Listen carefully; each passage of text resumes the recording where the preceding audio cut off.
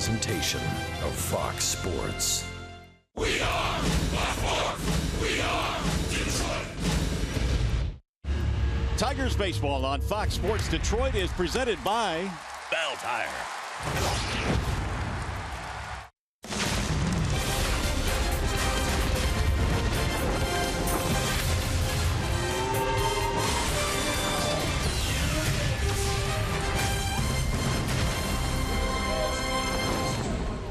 Tonight we celebrate the legacy of number 42.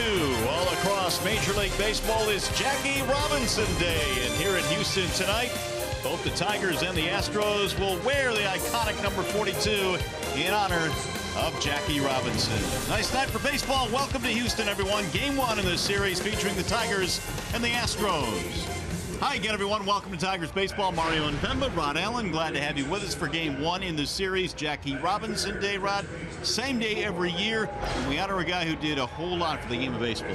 You know, this is one of the best days of the year, obviously, in baseball, when you have every single player and the coaches on the field wearing number 42 to honor a man who broke the color barrier 69 years ago. But, Mario, he was much more than just a player. This guy was a wonderful man, great father, great husband. It's an honor to be here tonight. All right, we turn our attention to the start of this series here this evening. Tigers, they are playing some really good baseball. They've won 3 in a row, and I guess you could say this team's rolling right now. You know, and Miguel Cabrera hasn't even gotten it going yet, but just about everybody else from an offensive standpoint, they have contributed, whether it be Upton, whether it be J.D. Martinez, Kinsler, or Iglesias. And then on the pitching side, the starters haven't really got it going, but the relievers have been really, really good. But the one thing we talked about last night is that defense. That defense has been locked down. They've only made 4 miscues, and everybody's making plays. Outstanding relay play here. You've got Upton in the outfield making plays, which he did on opening day. You've got J.D. Martinez making sparkling plays.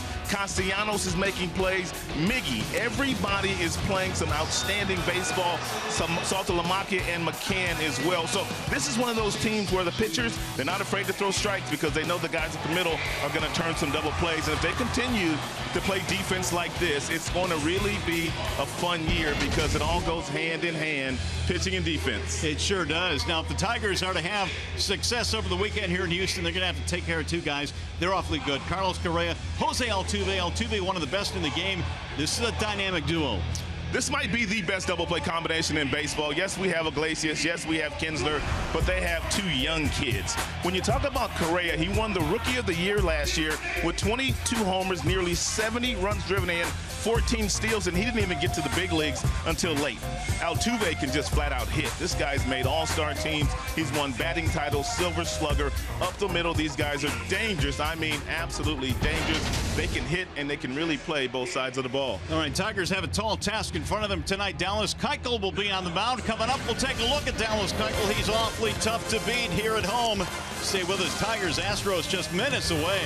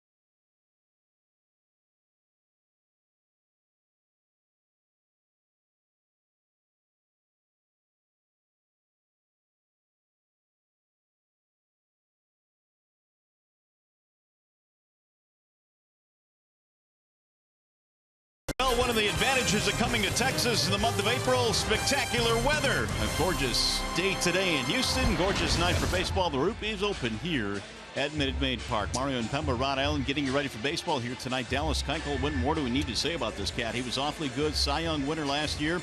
Going to be tough to get to him tonight. There's no doubt about that, Mario, and he really pitches well in this particular ballpark. He's got a fastball at about 89 to 91, but it moves all over the strike zone. He has got a changeup that most just cannot hit. He throws that changeup to mostly right-handers. He'll cut the fastball in on the hands of righties as well, and then he'll climb the ladder with fastballs that are up when you start looking at the bottom of the zone. This cat is the real deal. The Tigers are going to have to make him get the ball over the plate and throw some strikes if they're going to have any success whatsoever. One of the things to point out regarding Keuchel is the fact that he has already walked 10 batters this year, so he's been awfully erratic in the strike zone. And the other thing to point out is if there's ever an offense to get to Keuchel, it could be the Tigers. They have the best offense statistically in the American League. We'll see how it shakes out tonight. Tigers and Astros getting set to do battle here tonight. Mike Pelfrey will get the call for the Tigers. Stay with us. Game 1 of the series coming up next from Houston.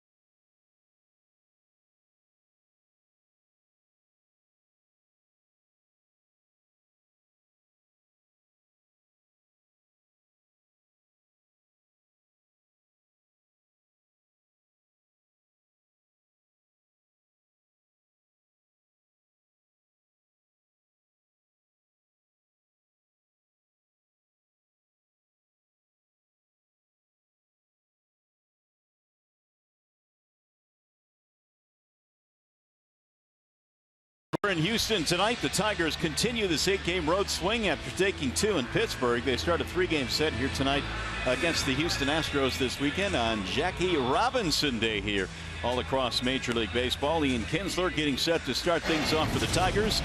The starting lineup for the Tigers presented by the Southeast Michigan Ford dealers. It'll be Kinsler at the top, then Upton in left field. Miguel Cabrera is playing first base. Last season, gaudy numbers against the Astros.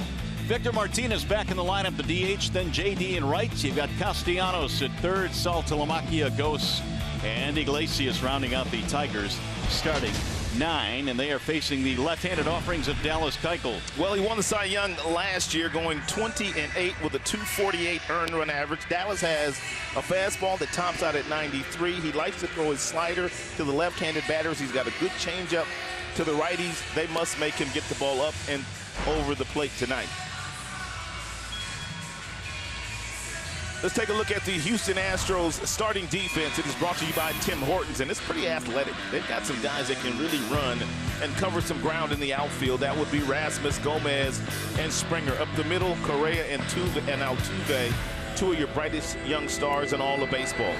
Valbuena and White on the corners, and Castro is the catcher today. Here's Carlos Correa. He is getting the start at short. Boy, what a start to his major league career. And they form a dynamic double play combination, both defensively and offensively, along with Altuve here in Houston. We are ready for baseball tonight. Gorgeous evening. So nice, in fact, that the roof is open here, and that doesn't happen very often in Houston. And imagine that. The Houston Astros are already shifting on Ian Kinsler on pitch number 1 of the game. They're already using that data as they play Kinsler to pull on the left side of the infield. Keuchel ready to go to work. Ian Kinsler has been hot for the Tigers. And the first pitch is lined over the head. The shortstop Correa base hit. So Kinsler remains hot. Leadoff single to start this ball game. And that'll bring up Justin Upton.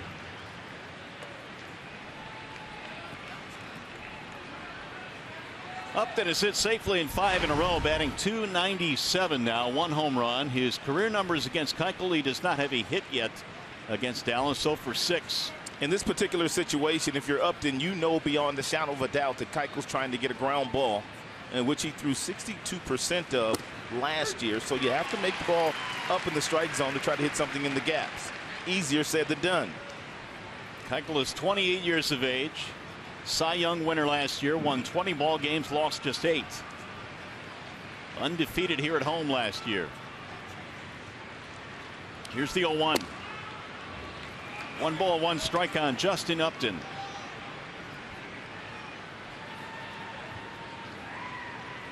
Keuchel has made a couple of starts this year, 1 against the Yankees, 1 against Milwaukee. He split the 2, pitched well against the Yanks, and gave up 3 runs in his start against Milwaukee. He's been wild so far this year. He's already walked 10 batters. That sails high and away. 2 balls in, 1 strike.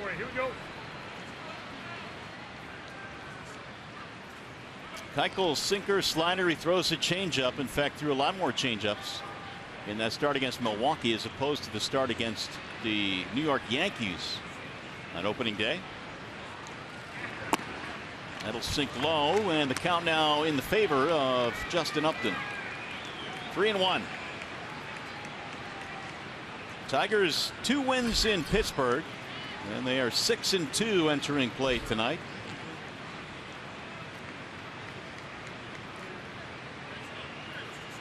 Here's the 3-1. Upton looks at a strike, fill the count now 3-2.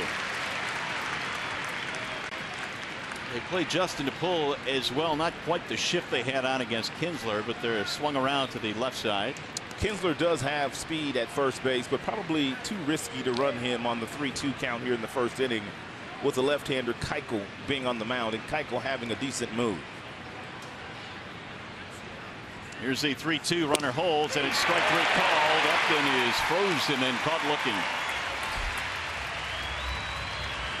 Upton worked the count into his favor. 3 balls and 1 strike, and Keuchel threw a couple of cut fastballs, the last one of which at 88 miles an hour that looked like it was going to be off the plate outside. Upton gave up on it, and it got quite a bit of plate. Upton may have had a beef there. He had a crooked look for home plate umpire Jerry Davis, thought it was inside. Keuchel got the benefit of the call, and now here is Miguel Cabrera. Made a great point on the open rod. The Tigers are rolling here a little bit with really out Miguel Cabrera doing what he normally does. You know, Mickey has been getting on base, either by a walk or maybe a knock or 2 just a night. But as far as damage, he hasn't done a whole lot of damage. But everybody else has been doing the damage around him. But wait until he gets hot. And he can carry a team for 2 weeks by himself. 1 for 9 career against Keuchel. Miguel batting .241. The only homer he has hit this year came back at home on the last homestand.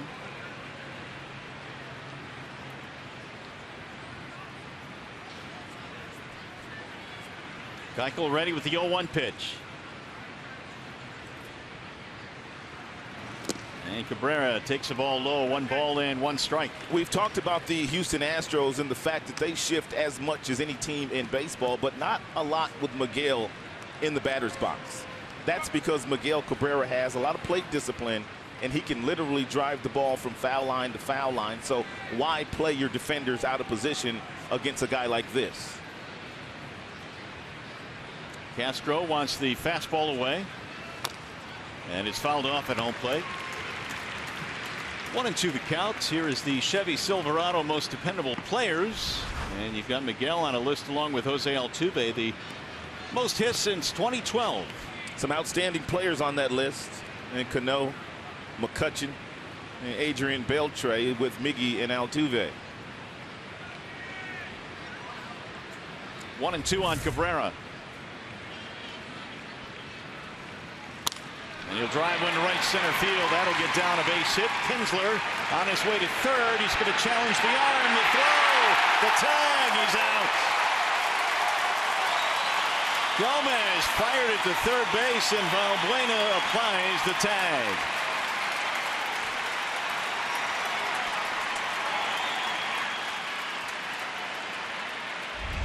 Not a wise decision here by Ian Kinsler. Outstanding bat control by Miguel, but Ian ran right in the face of Carlos Gomez, who has one of your stronger throwing arms of any of the outfielders in all of baseball, and Ian was out by about 4 or 5 feet.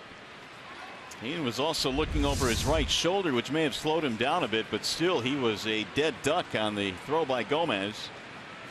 2 outs, and here is Victor Martinez. Keuchel gets some help from his defense. Victor batting .294, was only used as a pinch hitter in Pittsburgh with no DH. And he drives one on a line to center field. Gomez will run it down, and the inning is over. No runs, couple of hits, 1 man left. We go to the bottom of the first in Houston.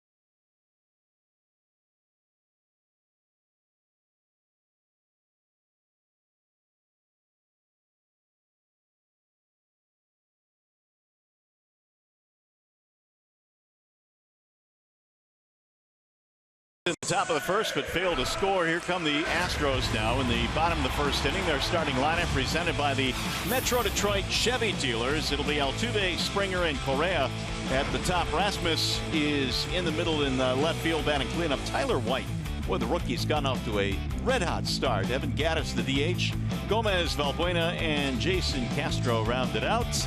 And they are facing Mike Pelfrey, who's presented tonight by Family Heating, Cooling, and Electrical. Hey, Mike really struggled in his first start as a Tiger, lasting only 3 2/3, giving up 8 hits, 6 earned runs to the Yankees. He needs to make sure that he keeps the ball down against a lot of these dangerous hitters. This team can really hit. So here is Altuve, who comes in hitting .450 in his last 5 games. He has been hot, batting .317 overall. He'll swing on the first pitch and roll it right to the shortstop, Iglesias. 1 gone. Let's take a look at the Tigers' starting defense. It's presented by Beaumont Health. In the outfield, left to right, you've got Upton, you've got Ghost, you've got JD Martinez. Up the middle, you've got Iglesias and Kinsler. Castellanos and Miggy are on the corners, and Jared Saltalamacchia is back in there after the afternoon off yesterday in Pittsburgh. Well, I know you talked about this on the open. Boy, the Tigers are really playing some good defense. Saltalamacchia has been able to take over for James McCann and throw some guys out. Springer looks at a ball inside. One of the things that they've been working on was Saltalamacchia, and it looks like he's finally starting to get it. Look how low he's getting down in his crouch. He's really able to get down there to give Pelfrey a really low target. And he's a big boy. Yeah, it's a challenge for guys his size. Right back up the middle, and that'll find a hole into center field. One thing the Astros are going to do today, they're going to swing early and they're going to swing often. They get lots of hits, they get lots of extra base hits, they hit lots of home runs, but they also still strike out quite a bit. Well, that strikeout total last year didn't seem to bother them. They got it to the postseason. Of course, they were the wild card winner last year in the postseason, so they were able to sidestep those strikeouts with all of the other things they did well. Still real early, but I think this team might struggle a little bit this year. They are no longer the hunters. They are the hunted now. And when they show up, teams get up for this organization now because of all the press they've gotten in the offseason. Well, they've gotten off to a 3-7 start. The Royals came in here and took 3 out of 4 against the Astros. Kansas City Royals still a really good team and putting baseball on notice that they've not gone anywhere, defending world champs. Correa looks at a strike, 0-1. These situations right here are perfect for Mike. He throws lots of ground balls, which means when there's runners on first, he turns lots of double plays. The key is making sure you keep Springer close at first base so he doesn't attempt to steal second. Now Springer, a guy that can run, multi-dimensional player. That one backed him out of there, almost hit him.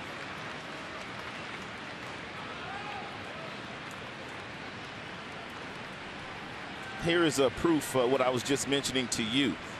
A 52% ground ball rate, 9th among American League starters. 29 double plays induced by Mike Pelfrey. Correa takes low and away. 2 balls and 1 strike on the Astros shortstop. That is a dangerous count for this young talented man here. He's got great power, and it's not just pull power. There's no shift on this youngster, which means he hits the ball all over the ballpark. 21 years old, extremely gifted. Pelfrey will chase the runner back. Well, as the old saying goes in baseball, Rob, the good ones come really quick, and for Correa, it wasn't long before he got to the big leagues. He's a star. This is still a team with some good young players. Springer, Correa, Tyler White now has made an impact early in the season. That play a little bit closer. Springer last year stole in double digits, so he's being watched by Pelfrey. They'll set up outside on Correa. And he missed his spot. And the count now goes to 3 balls, 1 strike. Didn't miss by much. Kind of shows the plate discipline of this youngster right here. He was looking for one pitch in one area, and that wasn't the pitch he was looking for.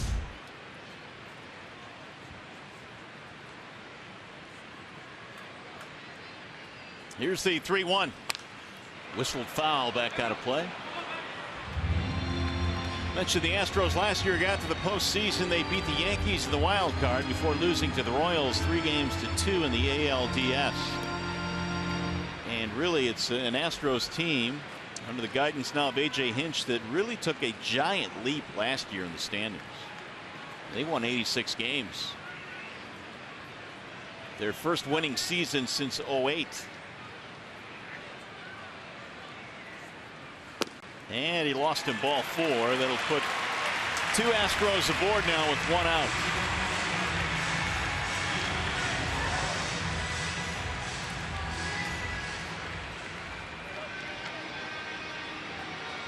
Here's a former Houston Astro, Brad Ausmus, now skippering the Tigers. His office is always full when we come back here to Houston. Yeah, he's big in this town. Well, there you go. The last 5 seasons, you see the win total creeping up. I mean, they were in the 50s for 3 straight years. That's not a lot of wins. They were not expected to do what they did last year. But because they did win the 86 games and they got into the postseason, that kind of got the clock rolling a little bit faster for this organization, and they went out and made some deals and some trades that they feel like is going to get them over the hump, maybe even deeper in the postseason this year if they're fortunate enough to get there. Colby Rasmus, the batter. Colby Rasmus, a dead pull hitter. 25 homers last year for Rasmus. Ton of strikeouts too, though. He loves it here. Signed a one-year contract. Actually took the qualifying offer that the Houston Astros offered him. I'm not sure about that beard, though. No, it's not the Keuchel beard. No, it's not. Not close.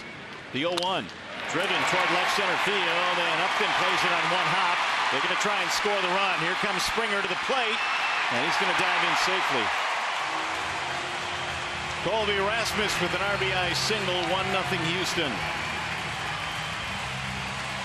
Last year, the Tigers had success against Rasmus because they threw him a lot of fastballs on the inside part of the plate right above the belt buckle. He knew that Pelfrey was going to go away from him with that two-seamer because he's trying to get the ground ball. But look at the approach by Rasmus. That is a thing of beauty. He laces it the opposite way for a solid knock, and he gets his team on the board first here in the first.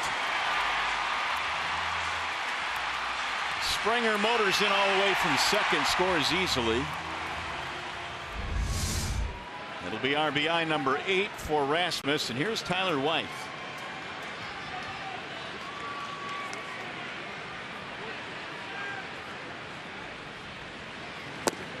Ball 1 missing outside to White, who is off to a .438 start. It's an amazing story. Well, what makes it amazing is that he was a 33rd round pick out of Western Carolina University. And here he is in the big leagues. And not only that, but he had a lot of success in the minors, and he is kind of showing early on in his career that the big leagues is not much of a jump. Well, you know what they say. If you hit, they will find you, and they will find a place for you to play. And that is exactly what the Houston Astros have done with Tyler White. In 3 minor league seasons, the batting average over 300, the on-base percentage over 400. Whoa. That'll open up some eyes, especially for an organization that is so statistically oriented. And something else this young man did after the season was over last year, he went down to the Dominican Republic, and he was the MVP in the Dominican Republic. So when he got to spring training, he was still in pretty good shape, and that allowed him to make the team. Way ahead of the count here, 3-0. And he'll take it's a strike call, 3-1. Pelfrey in some early trouble, single walk and a base hit. Astros out to an early 1-0 lead. Mike had a really good spring training, but that first start against the Yankees, he struggled.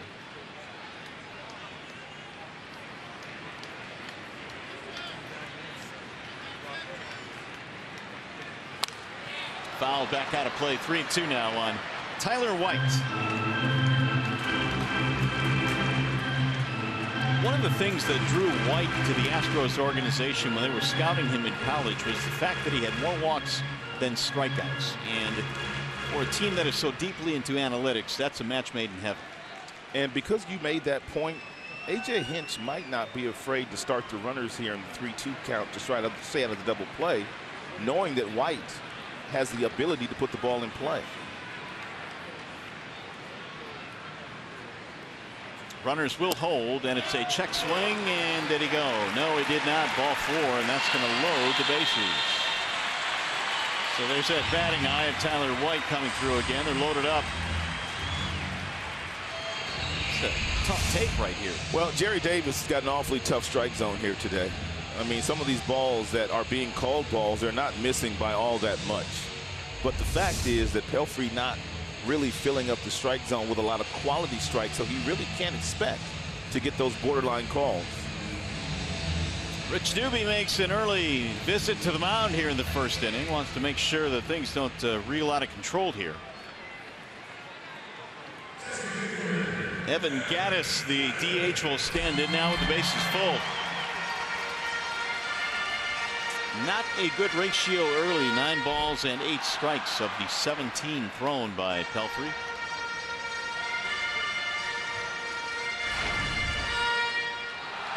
So here is Gaddis batting 200. Just recently back in the lineup. Had sports hernia surgery in February.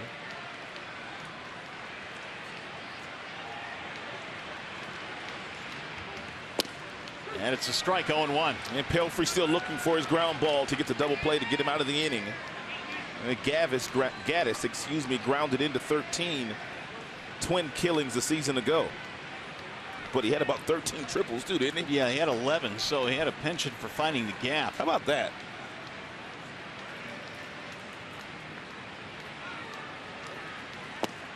And a strike call, so Pelfrey now ahead in the count, 0-2. Good pitch. Hadn't thrown many breaking balls.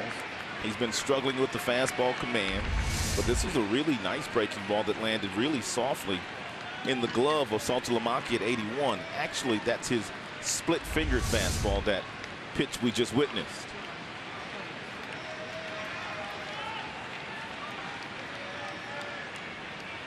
Here's the 0-2. Outside, 1 ball, 2 strikes. Pelfrey last year with Minnesota had an ERA north of 4. He won 6 ball games. With this spring, after the Tigers signed him in the offseason, his ERA was 2.66 down in Lakeland. Signed by Alavila to round out the rotation.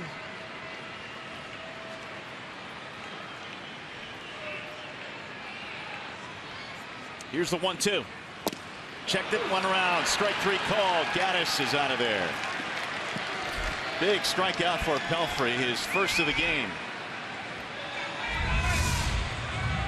It's a good two-seam fastball with a lot of late life on it. Gaddis with that wide open stance couldn't check his swing. So with 2 outs, Pelfrey tries to dig out of this jam here as Carlos Gomez stands in. Batting 200 early in the season. Ground ball left side, foul. Right through Correa down the line at third. Really no need in throwing Gomez a strike after you get ahead of him.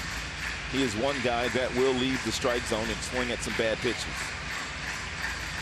And if you're Saltalamacchia and you call for that split-fingered fastball, you've got to make sure you get that tailgate down to make sure you keep it in front of you.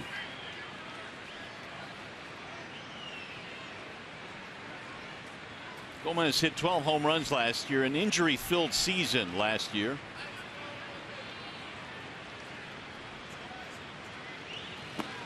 Tried to hold up, couldn't do it. And now Pelfrey is 1 strike away from limiting the damage. He can go a couple different ways here. He can either go back to the bottom of the strike zone again with a split-fingered fastball, or go up just a tick above the letters, and he probably will get a swing and miss from Gomez.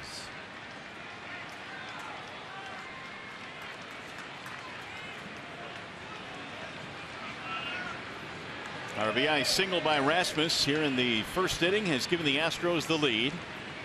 And now Pelfrey ready with the 0-2. Ground ball left side of the infield. Castellanos across the diamond, and the side retired. So Pelfrey, nice job of limiting the damage. They'll settle for 1.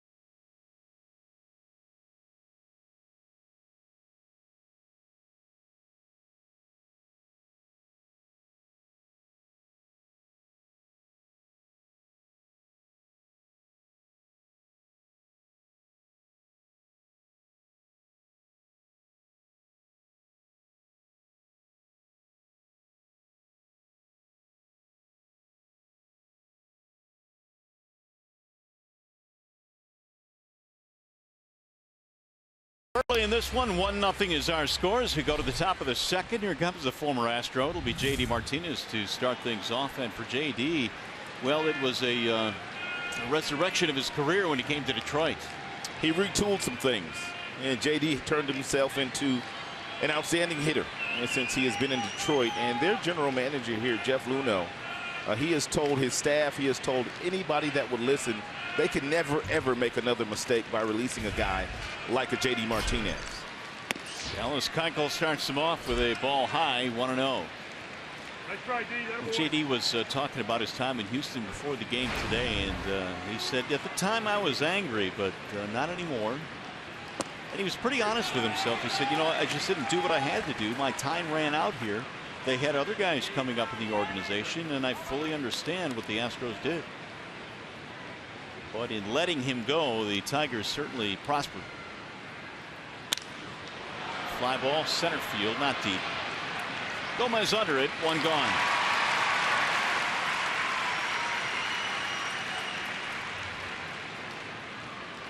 That'll bring up Nick Castellanos.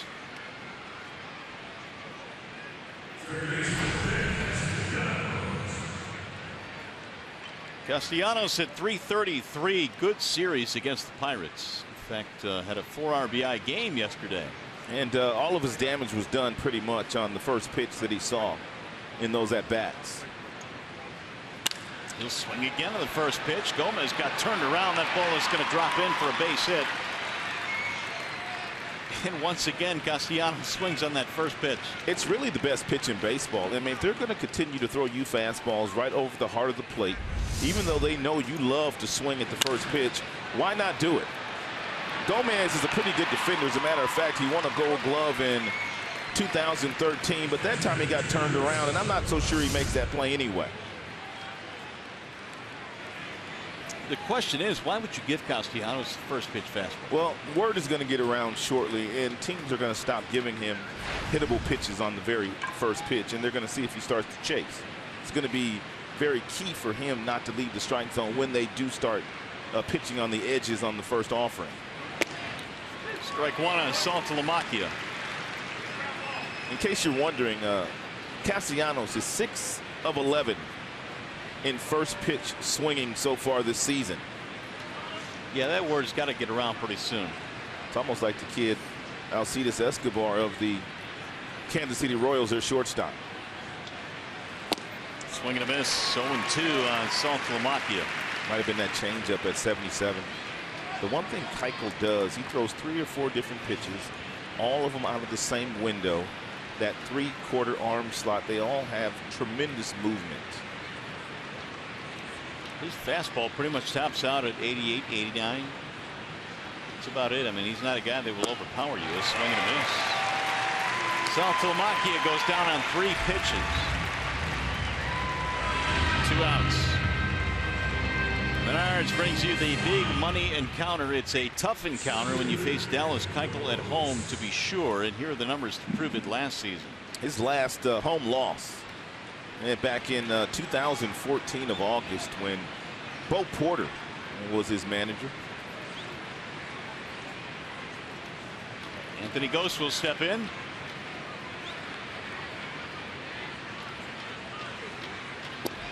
Ball 1 gets away from Castro, but not far enough.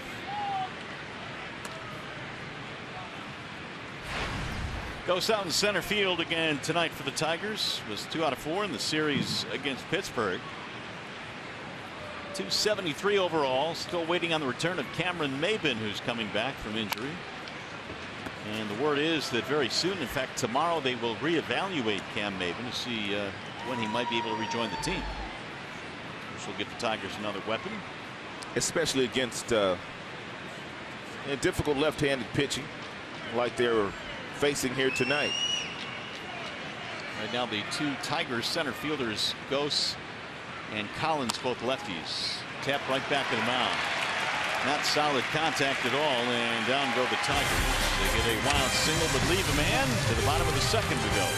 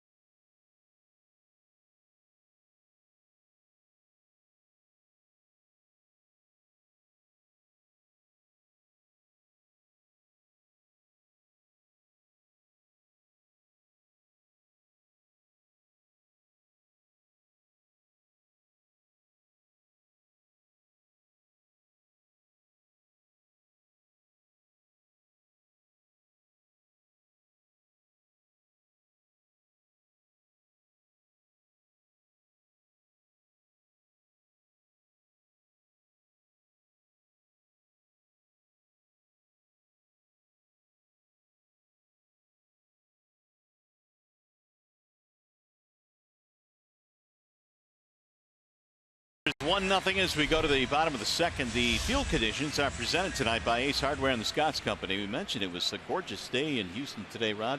76. You can't get better than that. You know, most of the time when we come here, this roof is closed, but they had it open last night in their final game against the Kansas City Royals, and we have the honor of having it open here tonight. It's beautiful. Yeah, it feels good.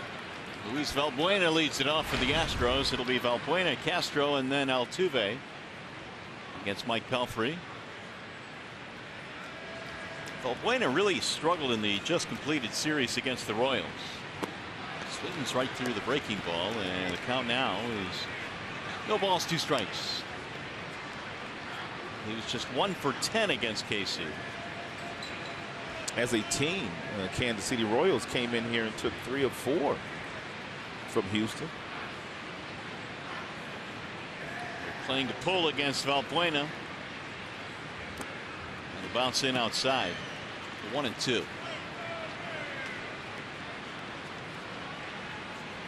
You may notice if you tuned in late, everybody wearing the number 42 tonight on both sides and all across baseball as we honor Jackie Robinson on Jackie Robinson Day.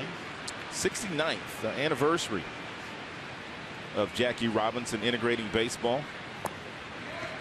Lower weight 2-2.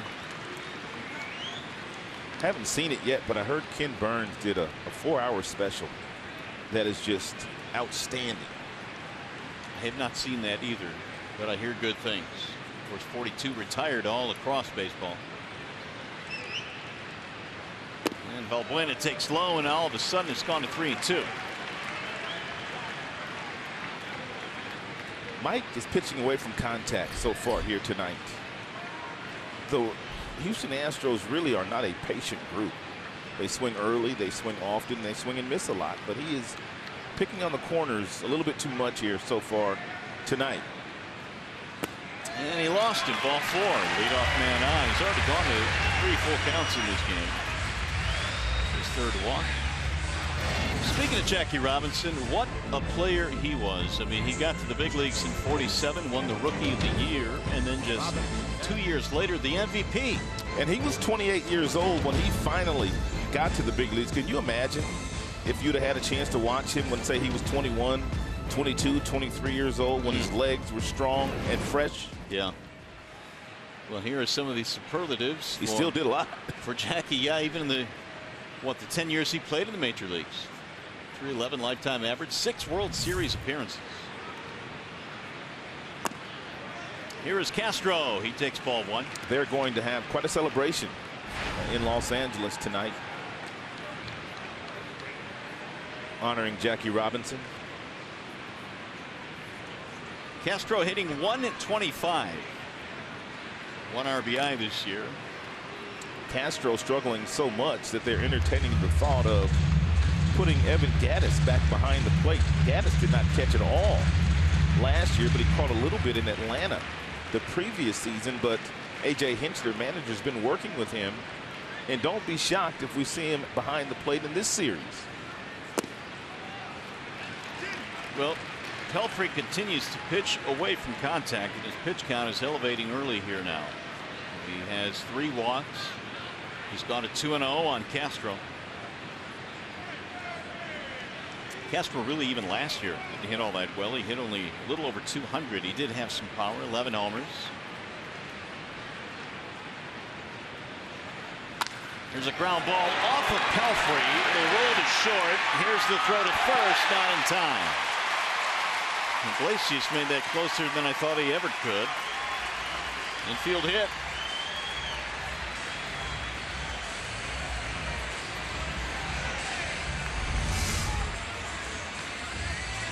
He got the ground ball, but not able to make the play. Looked like the ball hit him right on the back of the right leg, but no, below the knee. Iggy with those fast feet, quick hands. Made an effort to get Castro, but couldn't. Now here is Altuve. Altuve might be a little guy, but he's got some power in that bat. He's already hit 3 homers this year. He has homered in the last 2 games. Yesterday, he had a home run to right center field. Whoa. Well, he had 15 long balls last season. Everybody talks about his 200 hits that he seemingly puts together every year. Here's a strike. Also stole 38 bases.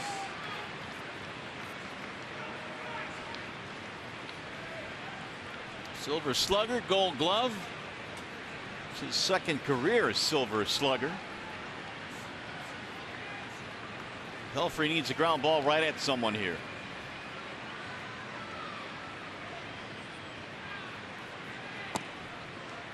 A little bit outside. Altuve grounded out on the first pitch he saw back in the first inning. He doesn't see many pitches. No, and that's why it was He's up there slashing. kind of stunning for me to see him go 2 pitches deep in this at bat now. Remember how he wore us out last year? He did. I'm like, man, oh man, will you quit it? Including a walk-off game winner. Ugh, that would hurt. Will you quit it? Here's the 1-1 swing and a miss. Again, I mean, I say it every time we come to Houston and every time we play the Astros, but this is what is so great about the game of baseball. You can have a guy this size have as much success as anybody in the league. I mean, you got Cabrera, who's at first base, who's got his own skill set, but he's twice the size of Altuve. There's room for everybody in the game. 5-6 out of Maracay, Venezuela. Are you going with 5-6 there? No, I don't think so. I'm shrinking that a little bit. A little bit. A little bit outside. Pelfrey is not really happy with this strike zone that Jerry Davis has here tonight. It's almost like he ducked underneath that 93-mile-per-hour fastball, did Altuve. Doesn't take much for him to duck underneath it, though. 2-2.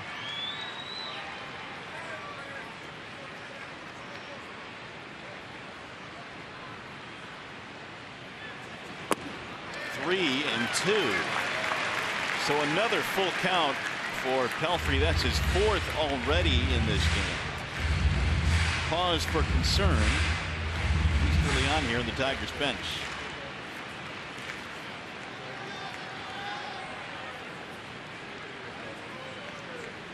Altuve also leads the majors right now with 6 stolen bases.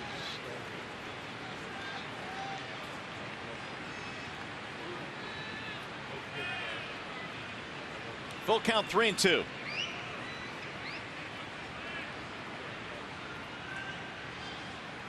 And he lost the ball 4. That's another loss for Pelfrey.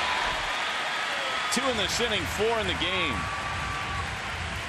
And now they are loaded up with nobody out.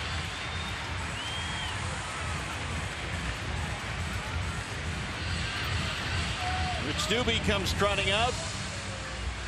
He's got to get there as quickly as he can with that 30-second clock winding down. Here is the breakdown in more balls than strikes early on here, Rod, for Pelfrey. Yeah, not good with the command. He needs to find the arm slot, which will allow him to throw the ball over the plate a little bit more efficiently. Maybe Jared Saltalamacchia needs to set up right down the middle of the plate because Pelfrey does have a lot of life on his fastball. Jerry Davis out to break up the conversation as the clock gets down to 0, and Gene Lamont just picked up the telephone.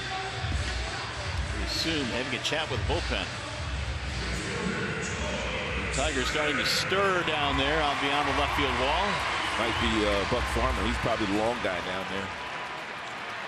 Well, here is Springer with the bases loaded, nobody out.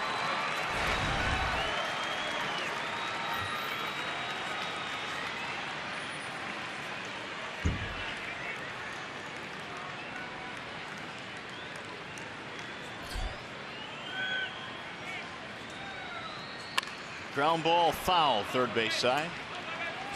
Springer had a single in his first at bat and scored the game's only run so far. He's hit safely in 5 of his last 6.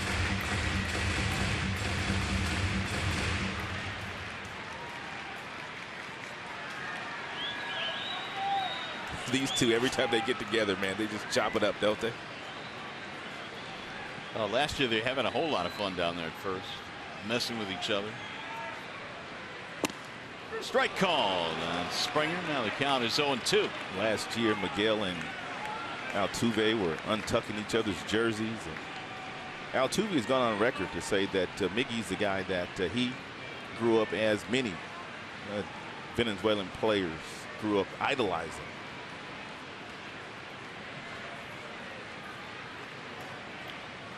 Here's the 0-2. Fouled straight back.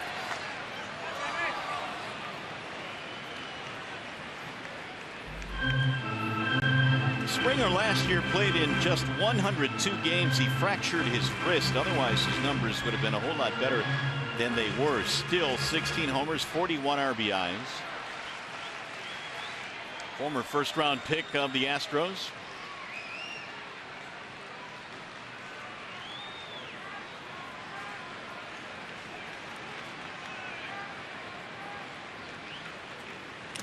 Swing and a foul tip into the glove. Strike 3.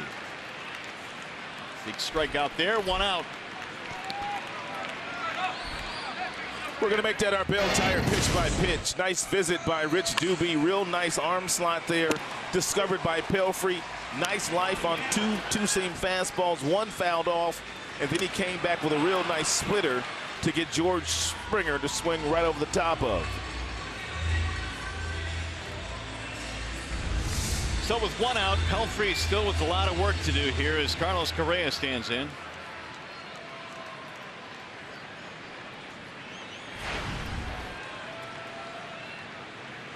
Correa had a walk in the first inning.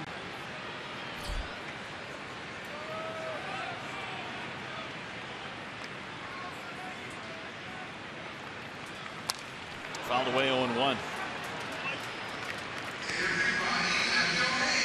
Correa won the Rookie of the Year last year in the American League. He outdistanced Francisco Lindor, who is the fine shortstop for the Indians. And that was a pretty close race, but Correa won that race. There were a lot of folks that thought Lindor should have been the Rookie of the Year, but I don't know that you could have gone wrong either way. Lindor had a monster second half as far as the batting average was concerned, and he really turned that Cleveland Indians team around the second half of the year with his defensive play at shortstop. 1 ball, 1 strike.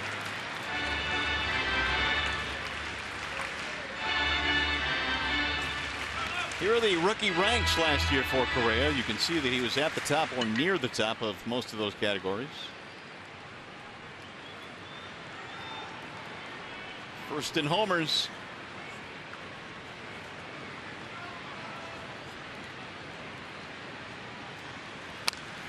Whistled back out of play.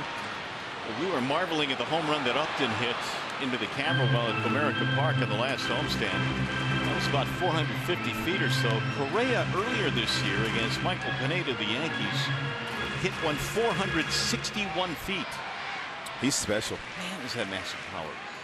Has a chance to win Gold Gloves, make All-Star teams, and win MVPs. That's how much talent Correa has. Pelfrey ahead 1-2.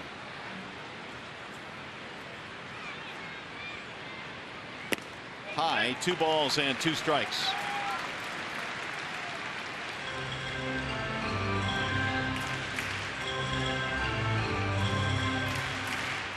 Pelfrey now is up to 47 pitches. Here's Brad. He spent about 10 years here in Houston as an Astro. Of course, he had a couple of years sandwiched in with Detroit in his 2 stints with Houston. Always special for him to come back. Ground ball to short, could be 2. Iglesias, Kinsler, and a double play. And boy, did Pelfrey need that. 6-4-3 to end the inning. Pitcher's best friend gets Pelfrey out of a jam.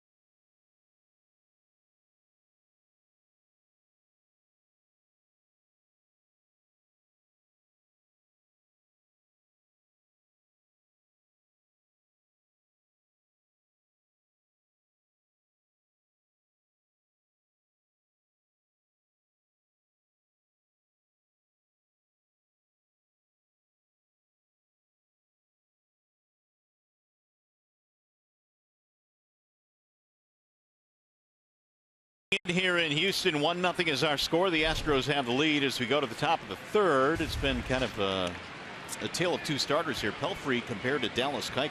Yeah, 4 base on balls for Pelfrey already. And Keuchel is the one that came into this contest really struggling with his command. But a big double play ball off the bat of Carlos Correa with the bases loaded. Turned away the Astros. Now the Tigers will send Jose Iglesias to the plate. Tigers have now turned 13 double plays, which is second in the American League. Well, the duo up the middle is awfully good. Kinsler and Iglesias. They're not going to botch up too many of them. And Castellanos even seems improved at third base. That's right. Miggy's always been solid at first. Miggy hits so much that he never ever really gets much credit for being a good first baseman. Agreed. 2-0 is in for a strike. 2-1. Iglesias had his 5-gamer snapped yesterday in Pittsburgh. Is 0 for his last 7 now. Is Cabrera already getting ready for his next bat? Yes, he is. In there is strike call. 2-2. Iglesias not afraid to hit with 2 strikes. Last year hit better than .350 with 2 strikes, and he's off to a real nice start this year once the opposing pitcher's gotten ahead of him. Yank foul. I was talking to Iggy in the last homestand, and he said one of the things that he does when he gets 2 strikes on him is he goes from about 90% effort to 85% effort. He says because the game speeds up on you so much naturally that he just really concentrates on slowing everything down, and because of that he has had some success in these situations. Hit that one right on the button, but right at Altuve. 1 gone. We check in now with Johnny Kane, who has more on one Tiger that respects Jackie Robinson. Well, you got that right, Mario. I had a chance to talk with Ian Kinsler before the game today. He said he was just having a conversation with Justin Upton about when those guys broke into the league in 06 and 07 respectively, they still had to request through Major League Baseball to wear number 42. It was in 2009 when Bud Selig made it so that all players, managers, and umpires would wear it. He says, hey, it's a great day for all of us to be reminded of what Jackie Robinson went through, guys. All right, Johnny, and certainly all across baseball they are honoring the great Jackie Robinson, and this day every season. When Justin and Ian got to the big leagues, there was a handful of guys on certain teams that were still wearing number 42. Driven to center field. Gomez on the run, still going back to the warning track and up Towers Hill to make the catch. But when Bud Selig said that he was going to retire the number, that meant that everybody had to give it up. I believe Mariano Rivera was the final player to wear number 42.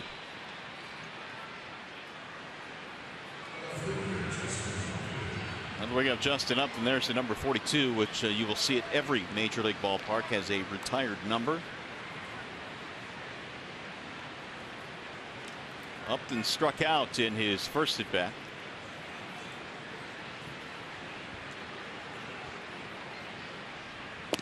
Swing and a miss.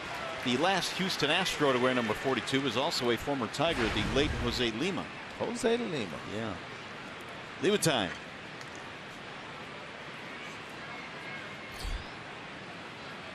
Keuchel ready now with the 0-1.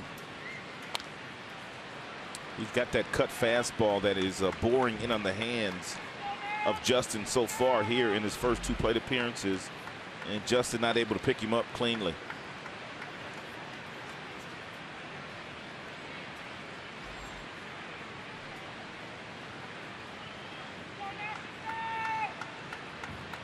Now Keuchel ready with the 0-2 pitch, and it's popped in the air. Shallow right field, going to drop, base hit.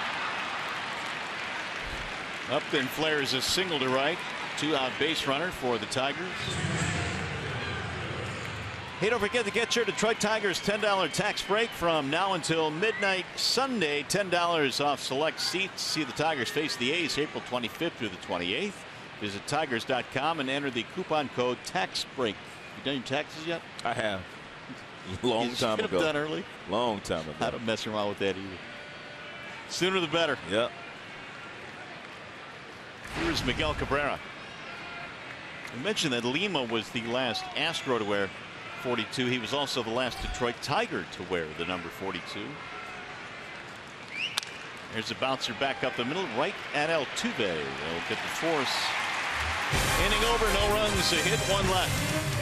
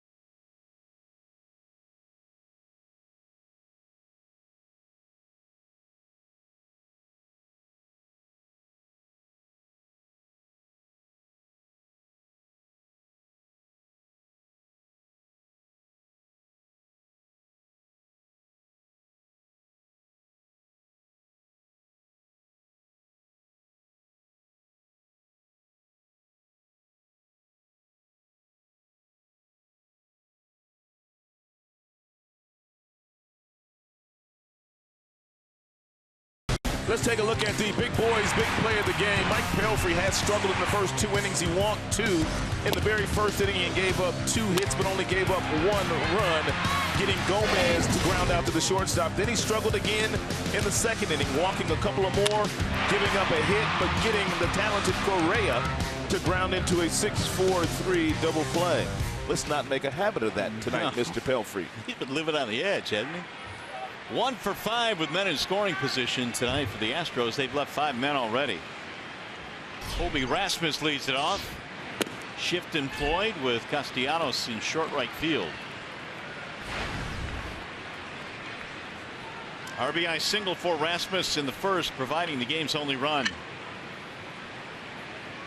Here is pitch number 50 coming up from Pelfrey early in this game. And he takes ball down low, so the count on Rasmus now is 2-0. Most of the time, Rasmus doesn't even try to beat the shift. He simply tries to hit the ball through the shift.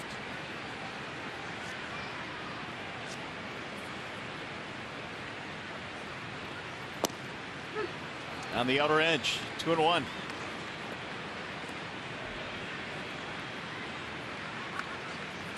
Nearly 70% of his plate appearances are with the shift. And that's the 8th highest in Major League Baseball.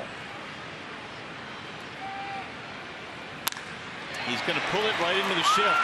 Castellanos sprawling, has no play. Well, you're not kidding, man. He's just going to rifle it right into that webbing. He doesn't care. He could care less where you put those defenders. He's going to do what he does best, and that's hit the ball extremely hard. He's got a lot of power. He's got extra base power. This ball about 3 or 4 steps away from Castellanos on the outfield grass. He left his feet, but he couldn't field it cleanly. And by the time he got there, Rasmus with way too much speed.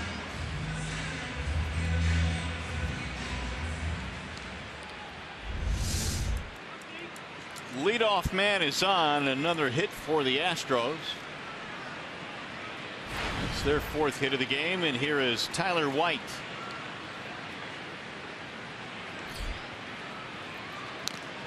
Every year there's always a story like Tyler White, a guy that's drafted low, 33rd round for him, that just goes to spring training and makes a team and then gets off to a really good start.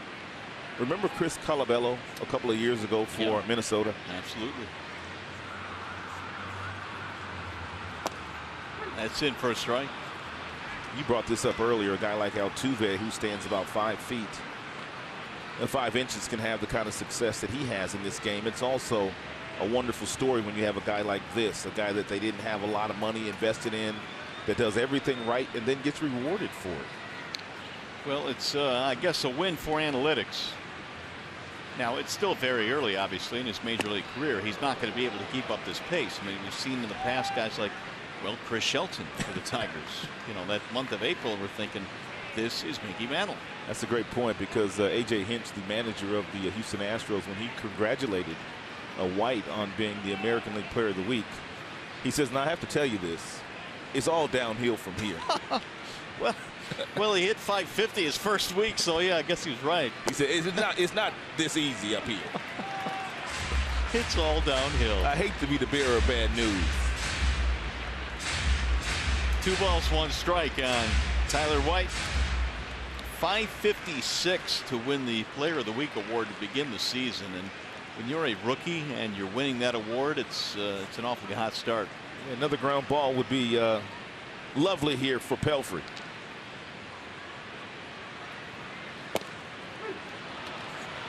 Two and two.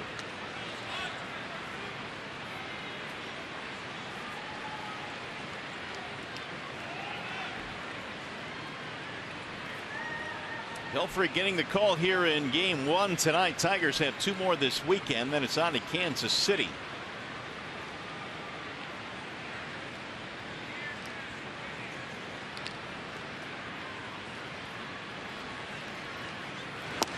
Outside 3-2.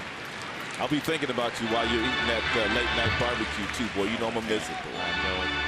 Gates Barbecue in KC. Can't wait. That is the 5th full count now for Pelfrey. Yet the Astros really, by and large, have not been able to take advantage of this.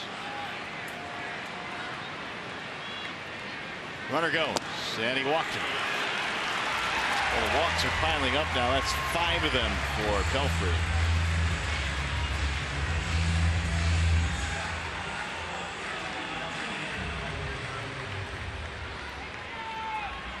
What we got by inning here? 58.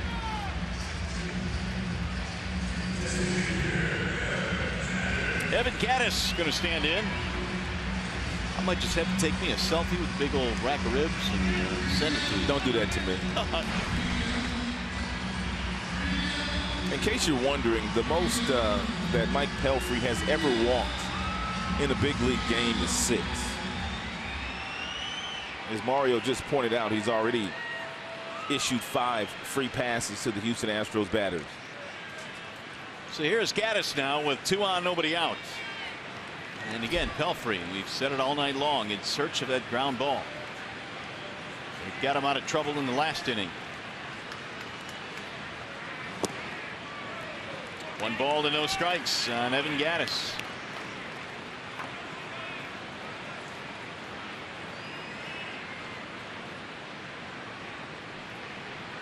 Okay. 27 home runs last year for Gattis. He's going to pop this one up. Saltalamacchia for the out. 1 gone.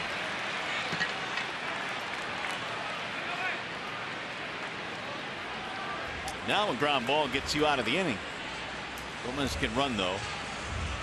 He'll stand in with 1 away. He bounced out 5-3 his first time up. And as I pointed out, when Gomez was in the batter's box his first time up, he's been leaving the strike zone quite a bit already this year. He's been over aggressive, so you really don't have to throw him good pitches to get him to swing. We were kind of talking about this with Zimmerman's start in Pittsburgh. You can only go through so many jams when eventually you're going to need the help of your bullpen. Yeah, Zim eventually got the win yesterday, but it was a stressful one. Swing and miss. There goes the helmet. 0-1 on Carlos Gomez. He used to take swings where not only the helmet would fly off, but he would fall down. So he's toned it down a little bit.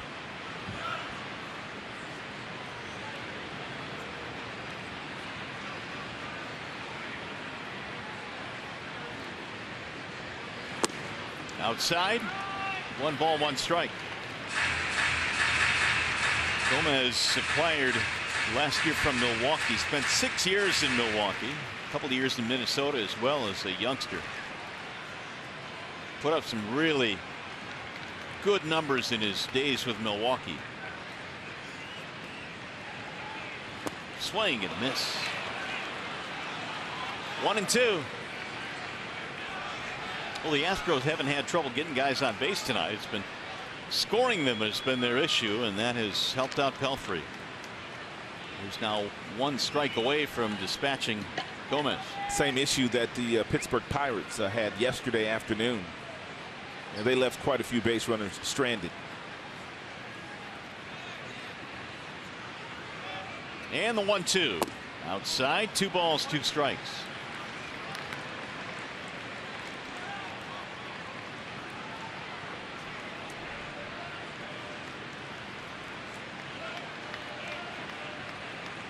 Gomez was acquired along with Mike Fiers from the Milwaukee Brewers, and we'll see Fiers in this series. He'll pitch Sunday against Anibal Sanchez. Tomorrow it's Verlander and McHugh.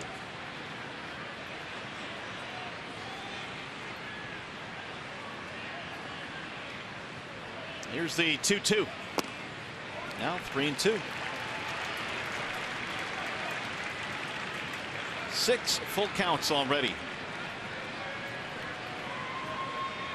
for Mike Pelfrey. Astros got a run in the first on an RBI hit by Rasmus.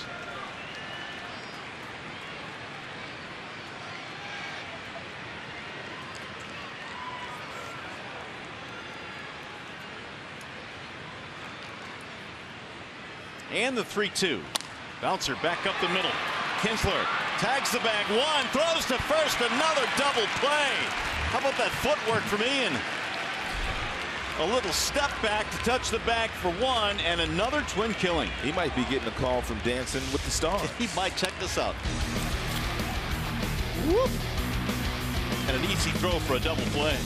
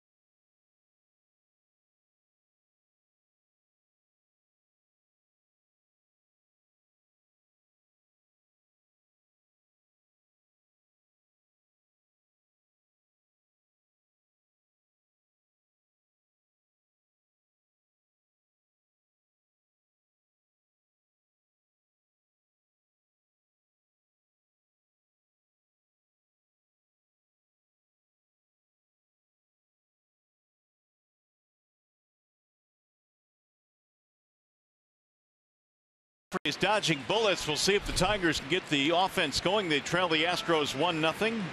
Ian Kinsler with a nifty little 2-step out there at second base, and the Tigers turn another double play. They're 14th this year, and it's gotten Pelfrey out of major trouble. Victor Martinez leads it off against Dallas Keuchel, who's had a slim margin to work with all night. Just about every hitter the Houston Astros defensively have shifted on, with the exception of Miguel Cabrera. Altuve, their second baseman, all the way on the other side of the bag, close to the shortstop, Correa. It'll sail outside. 1 ball and 1 strike. Martinez, and then Castellanos facing Keuchel. Dallas has a couple of strikeouts in this game. He scattered 4 hits. That'll drive in for a strike. Nothing that Dallas Keuchel throws is straight. He doesn't even have a 4-seam fastball. His 2-seamers, his cutters, his changeup, and his breaking ball, everything moving either north or south or east or west. Victor squared one up in his first at bat. He hit a line drive though right at Gomez. And he's coming up a little lame after that last swing. It was an awkward swing.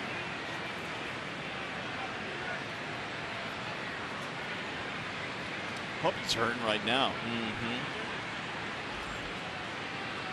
Sometimes it just doesn't matter how much armor you have. He's got the instep cover. He's got the shin covered.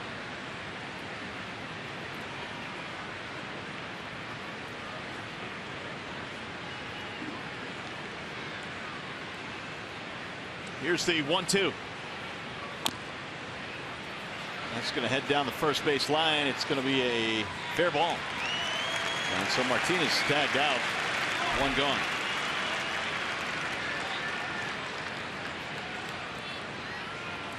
Well, stay tuned to Tigers Live following the game. We'll select the Fox Sports Detroit Tigers Player of the Game presented by McDonald's. Stop by for your breakfast favorites now being served all day.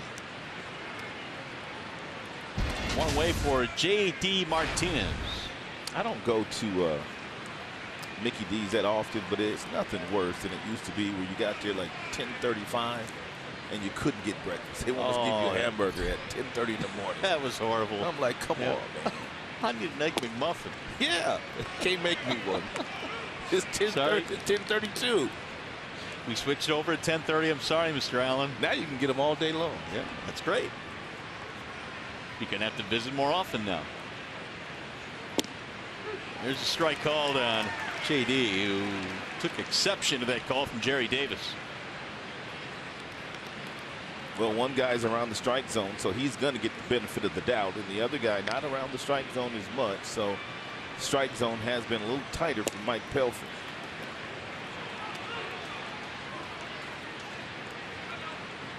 Two and one.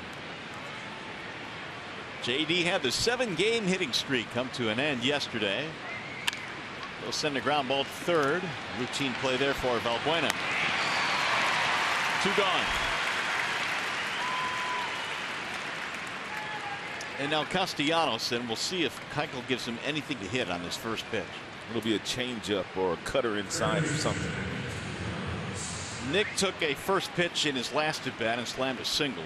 And if you're just joining us, we pointed out that Nick so far this year is 6 for 11 when he swings at the first pitch, to go along with that .355 batting average. Yep, Bender, and it's on the outside corner. 0-1.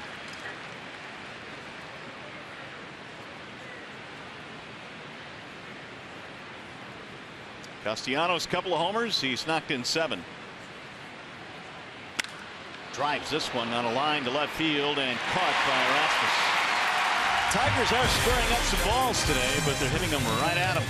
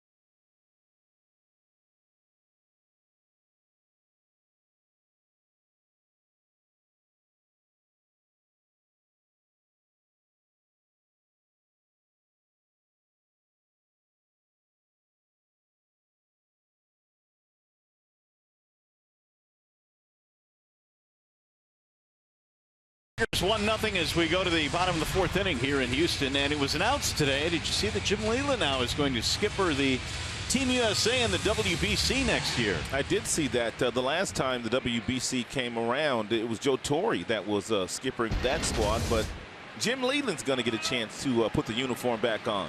Good for the skipper. Yeah, he's going to get back on the bench. He's going to bring Lloyd McClendon with him as one of his coaches, Jeff Jones. Well, he's got some guys that he's familiar with, especially Jonesy being the pitching coach. Man, you need somebody like that. He really trusted Jeff Jones when Jones was his pitching coach here for a number of years.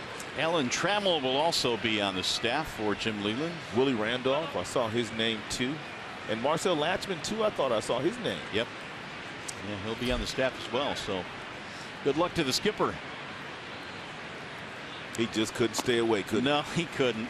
And certainly you can't turn that down. I mean, not sure it was something Jim campaigned for, but still, what a terrific honor. Either that or the wife Katie said, you got to find something to do around here. Get out of the house. That's fouled back out of play.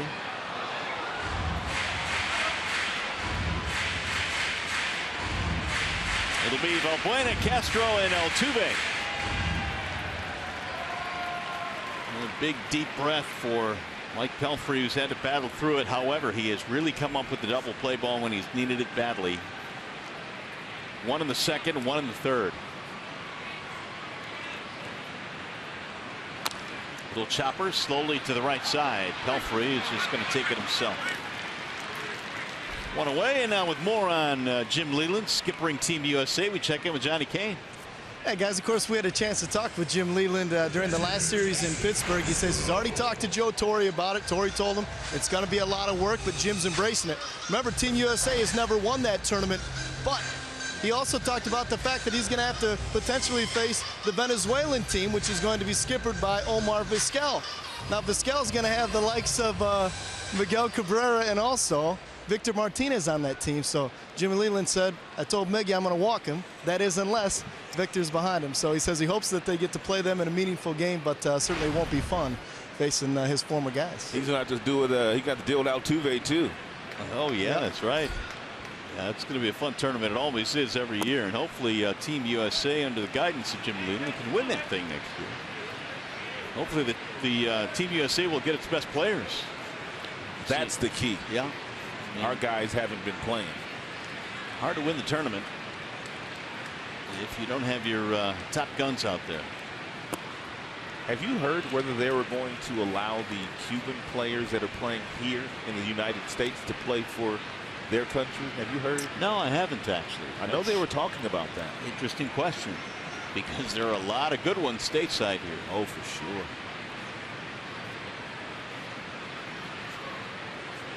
Here's the 2-0 swing and a miss by Castro. Well, Castro's one of those guys that really has not provided a whole lot offensively for the Astros, but he's one of those guys that really grades out well with the defensive metrics, especially pitch framing and stealing strikes that might be otherwise called balls. And there's obviously a value to that, and that value is becoming more and more accepted now. And that's why he continues to get consistent reps behind the plate, despite being off to a very sluggish start with the bat. Pelfrey already is up to 75 pitches, only in the fourth.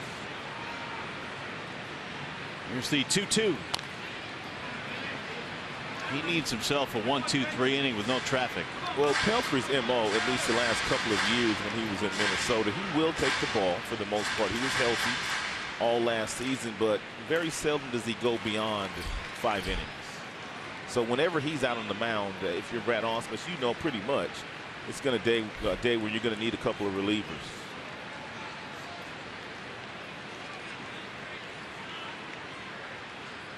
Now the 2-2. Oh, Saltalamacchia was ready to throw the ball around. 3-2. Jerry Davis is just not giving Pelfrey the calls. That one was clearly outside, but yet Saltalamacchia thought it was a strike, and so did Mike Pelfrey. Drill to center field, a base hit. It's his second hit for Castro. Hey, just a reminder, as you enjoy a cold one, to look forward to Miller Time later in tonight's game. It's brought to you by Miller Lite.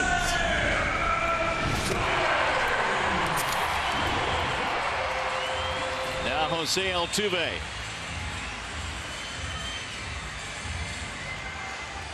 Walking a ground out for Altuve.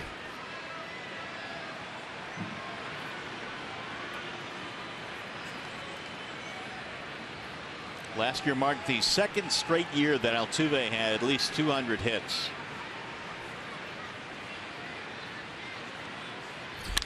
He swings in the first and drives it to center field. Anthony goes backpedaling. 2 outs.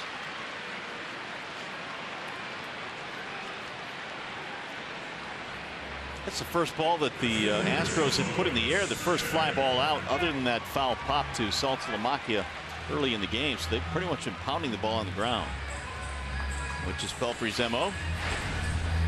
Now Springer with 2 outs.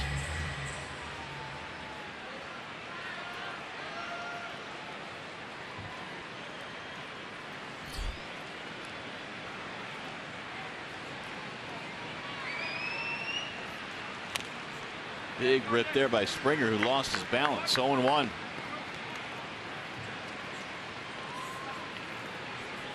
George, a first-round pick a couple of years ago, the Astros, from a school that is more known for basketball than baseball, UConn.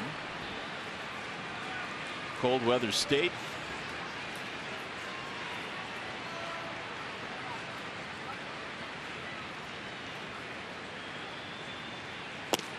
Just off the plate outside.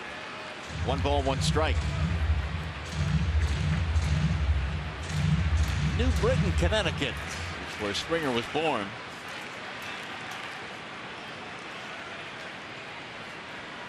An intriguing guy, a guy that can hit with power, can run. He can do it all. He really can. He's just been dogged by some injuries. Right. First couple of years. Otherwise, his numbers his first 2-3 years in the big leagues would be a whole lot better than they are right now. And they're still pretty good.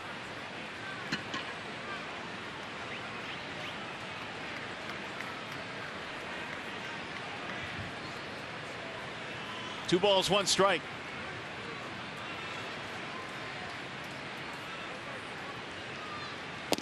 Big swing there again by Springer. And those last 2 swings he took were huge. Yeah, he was trying to hit it over the train tracks out there in left field with that swing. That's what Springer used to do a lot of when he came up a couple years ago. He had that huge swing, and he would swing and miss a lot. Since then, he's kind of toned it down a little bit, but that was an over-aggressive swing there by George. Runner going, and it's a ball down low. 1 hop throw to second, sails to center. Castro will go to third base. There'll be a stolen base and an E2.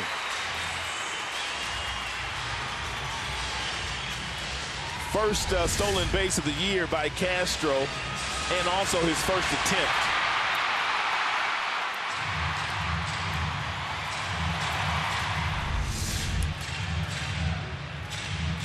Well, still no harm, no foul, as Pelfrey has a chance to get Springer here. 3-2 the count with 2 outs. Astros got a run in the first. They've been threatening all night long, but that's all they've been able to get.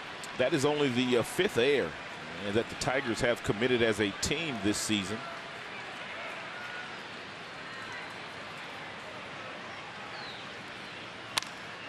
Drill to right field, and Martinez gets back there to retire the side. No runs ahead, 1 man left.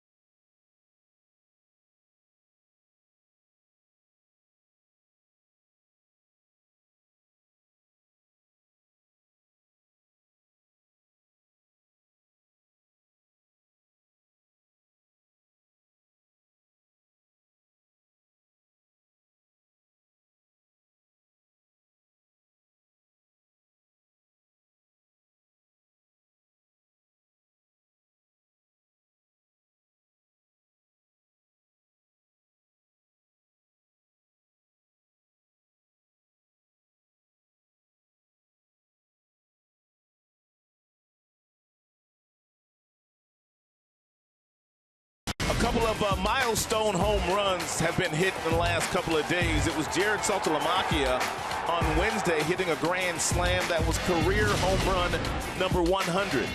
Bryce Harper, very talented outfielder of the Washington Nationals, connected for a grand slam as well yesterday, and that was his 100th big fly of his very young career. Both guys doing it in style, but as you might expect, Harper did it a whole lot quicker than Salty did. Yeah, 792 games to get there for Saltalamacchia and just 518 for Bryce Harper. Harper is the 8th youngest player to get to 100 home runs. So Jared will lead things off here in the 5th. He'll be followed by Ghosts and Iglesias. Bottom 3 facing Dallas Keuchel. First one is in there, or outside I should say, ball 1 to Saltalamacchia, who struck out on 3 pitches against Keuchel in his first at bat. Here's the 1-0. Bouncing ball back up the middle, and Altuve was swung around to the left of the bag and had him played nicely. The data was correct that time. Here's what a lot of pitching coaches are talking about, and managers. Even though you overshift a guy here and you throw him a pitch outside, as this ball is, that's on the outside part of the plate. You would think most guys would try to hit that ball to right field, but the data tells most guys, especially the teams that weigh heavily on the statistics, even if you throw it outside, they're still going to pull the baseball. There's a strike call to Anthony Gose.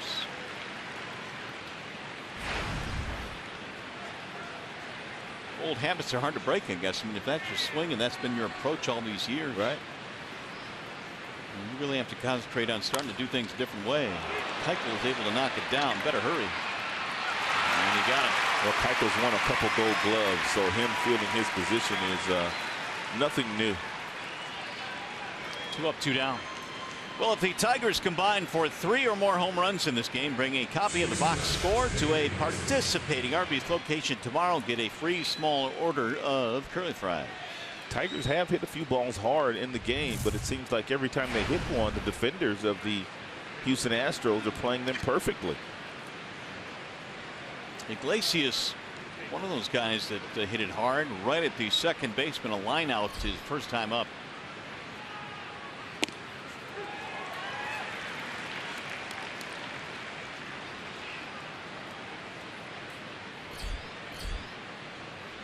Keuchel's pitch count in much better shape, 50.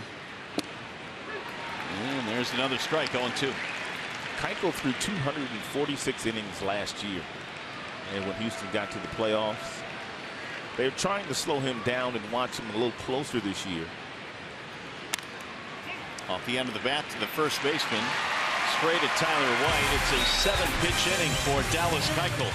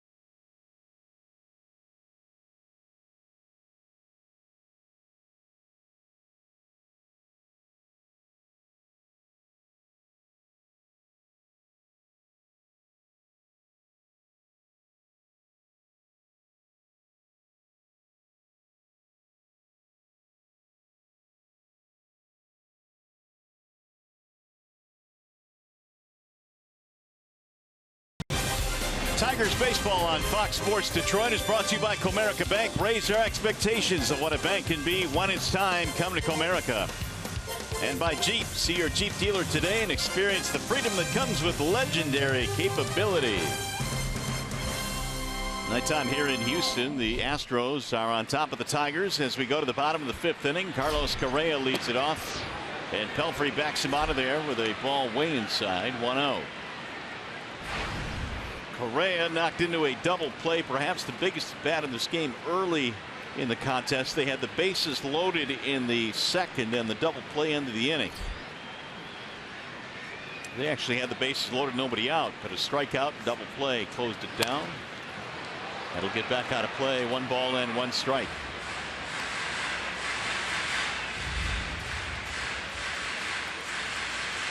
Correa, Rasmus, and White 3, 4, and 5 in the lineup for A.J. Hinch.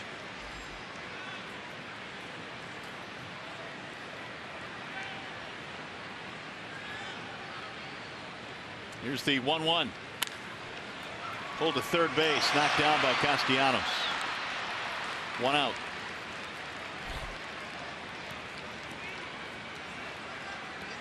So they've kept Correa pretty much in check in this game. That's good news. Here is Colby Rasmus. He's had 2 hits.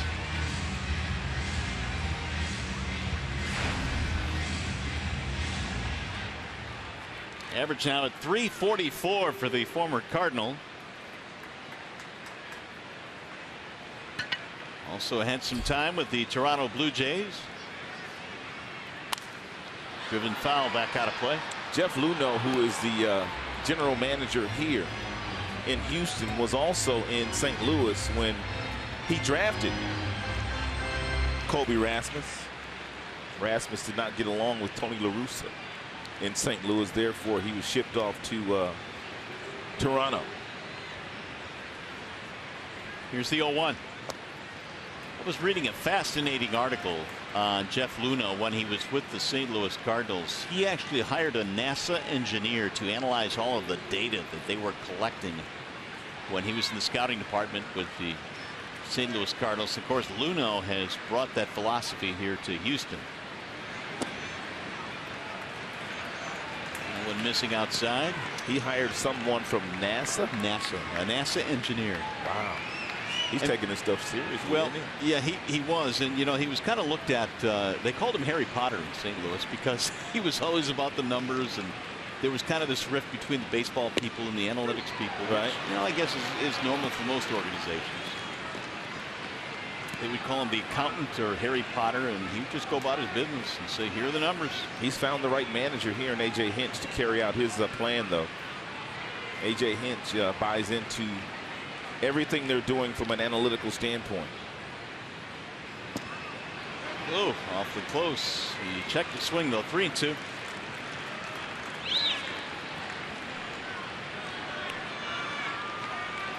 That is 9 full counts now for Pelfrey. 9 of them. Yeah, and he's just not going to get that pitch. Not with his breakdown in balls and strikes. And then he lost him. Another walk. Career high 6 walks for Pelfrey. None of the walks to this point, though, have come around to score. Just keep it that way. This is where you really challenge yourself as a defender. And by just standing around as Pelfrey continues to throw ball after ball, you have to make sure that you continue to stay ready. You have to stay engaged. You have to stay on the balls of your feet. And just in case the ball is hit to you, you're ready for it.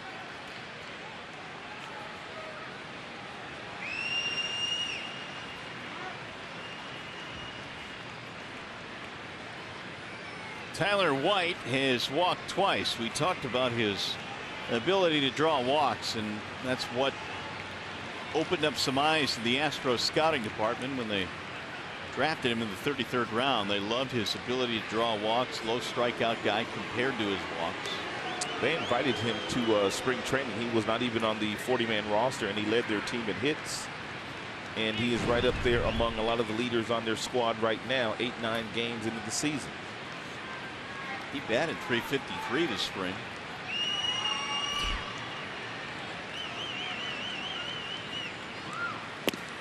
Strike call. And they always say the spring training doesn't mean all that much. Yes, it does for some people. Yeah, for the young guys, no doubt, it means something.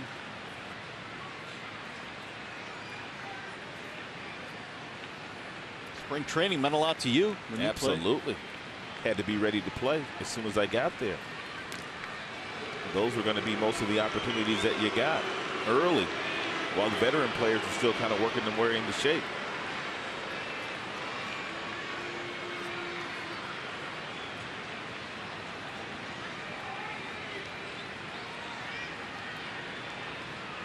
They set up inside. And it's pulled on the ground at third. Castellanos fires to second. There's one. There's another Tigers double play. 5-4-3 as they swing it around the horn. The Tigers have turned 3 of them tonight. You're watching Tigers baseball presented by Bell Tire.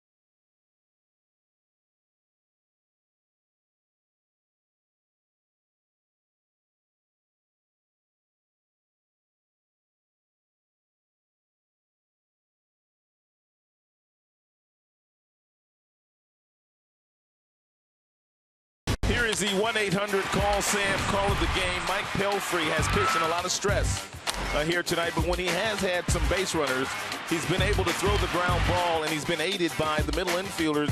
This one was a nifty play by Ian Kinsler to turn the double play by himself. And then that last half inning, 5-4-3 double play turned by the Tigers defenders. Now 16 on the year. They trail only the Texas Rangers, who have turned 17 double plays in the American League. Well, it's going to be Ian Kinsler to start things off. Top of the order coming up for the Tigers. Kinsler, Upton, Cabrera. Time to get it going here against Dallas Keuchel, who has retired 7 straight. And Ian looks at ball 1. Here's the Bernstein advantage, the pitcher-batter matchup, and pretty good against Keuchel, 333. The advantage belonging on many occasions to Kinsler, and you don't see too many guys with those types of numbers against Keuchel. Take a look at the defenders here.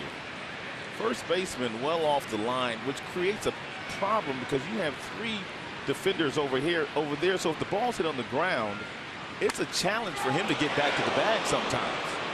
Balls that are hit slow, challenge for White to get to first base. He's not a first baseman by trade, but A.J. Hinch said they put a lot of pressure on their first basemen to be a little bit more athletic to make sure they can get back to the base when they are shifting the way they are right now. He's got a lot of ground to cover. I mean, you're trying to find the bag. You're trying to take the throw from the shortstop or the third baseman.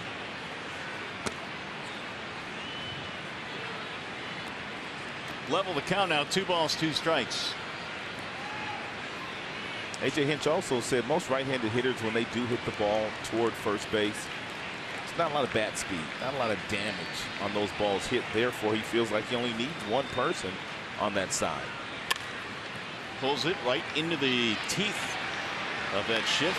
And a ground out for the first out of the 6th inning. Yep. And White was able to get to the bag in a timely manner. 8 straight retired by Keuchel. 1 gone. 6-3 on that ground out. And today Keuchel is pitching like the Keuchel who won a Cy Young last year, winning 20 ball games. Absolutely dominant in this ballpark. 15-0 last year at home with a 1.46 ERA. Here's Justin Upton, a single and a strikeout. But Tigers have a lot of hitters in their lineup, and they're just one swing away from tying this bad boy up. No doubt. They're really a base hit and a swing away from taking the lead in this game. And so for as much as Pelfrey has struggled in this contest, he's found a way to get the ground ball when he's needed it the most and keep his team in the game. 7 of the last 8 Tigers outs have come via the ground outs. The Houston Astros also one of those teams where most of their starting pitchers, they don't really allow them to face the opposing team the 3rd time around. But Keuchel doesn't fall into that category. They have him, who's the ace. Then they have 4 other guys that they watch very closely. Keuchel last year had the highest WAR among American League pitchers. It was 7.2.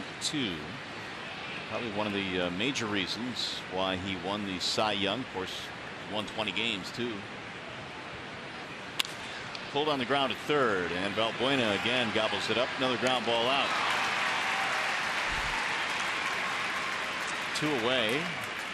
Tomorrow it's an MLB on FS1 doubleheader as the defending AL East champion Blue Jays take on David Ortiz and the Red Sox. Then it's a National League East battle. Braves and the Marlins. You can only see on FS1. It all starts tomorrow at 3:30 Eastern on FS1. Or watch it live on Fox Sports Go.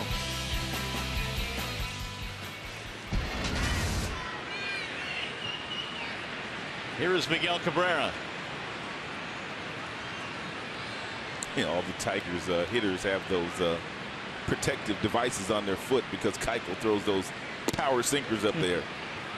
Yeah, it's a heavy day for armor. Yeah, they usually don't wear them every day, but they got them on today. Now Cabrera's got his name on his. Oh, he's big league now. No, I've never seen that. Have you seen that? No, I have not.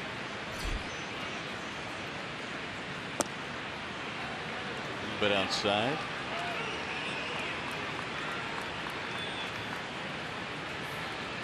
He's got his number. He's got his name. Well, I'm sure if you win 4 batting titles, you can get just about anything you want, and a Triple Crown and an MVP.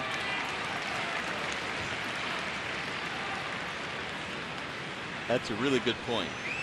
2 balls, 1 strike. By Cabrera. Keuchel, 10 walks in his first 2 starts, but none tonight. And whatever adjustment he made in his last bullpen session, it's been a good one.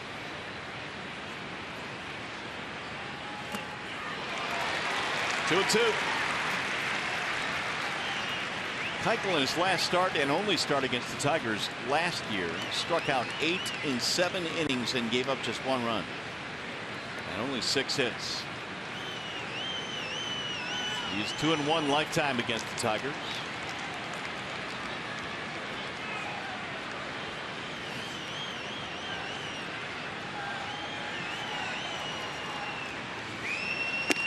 Straighten him up. Full count, 3-2. Threw 105 pitches in that start last August. Only the 2nd full count that Keuchel has had in this game. And Miggy got a piece of it to stay alive. And Miguel went to his no stride approach, which he will do on occasion with 2 strikes, where he does not pick the front foot up. He just simply lifts the heel up and then puts it right back down on the ground to make sure that he does not jump at the baseball, and trying to hit the ball the other way as well. He makes adjustments from pitch to pitch as well as any hitter in the big leagues. Dave Clark going to handle that one at 3rd base. Dave Clark coached here for a number of years. He did. Coached some first base, also coached some 3rd base, so he's back at the house.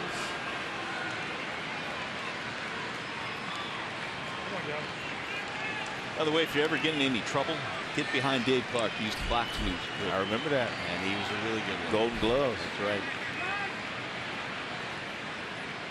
Now Cabrera given late time at home plate as Keuchel started the windup. There's Clarkie. Very soft-spoken, quiet type guy, but man, he's a good dude. Great third base coach too. Pulled again. This time Clarkie just. Clarkie didn't want to do it that one. He did not want anything to do with that last one. Fans getting all over him. Make a play. Yeah, no thanks. That's a veteran move right there.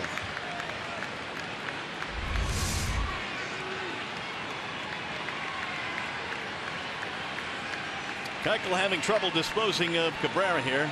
Again, the 3-2. And another foul back at the screen. Keep battling him, Miguel. It's the longest inning so far for Keuchel. And he's already gone 9 pitches in this at bat. All it takes is one little mistake over the heart of the plate.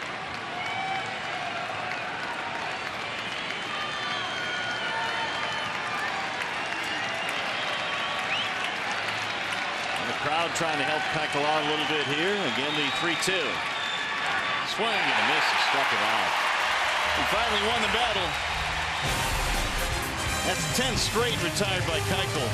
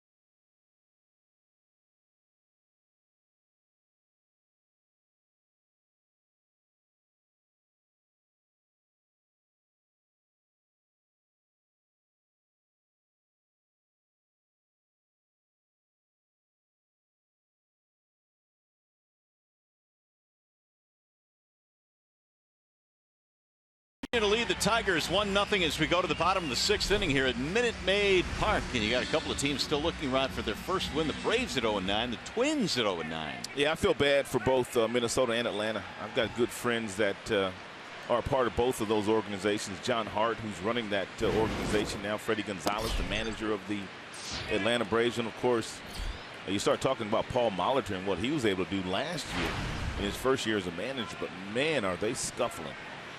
They have more strikeouts than hits as a team. Not good.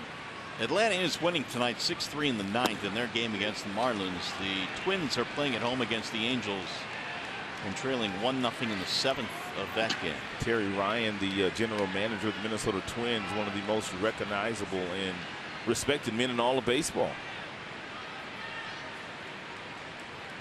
Evan Gattis. Then Gomez, then Valbuena.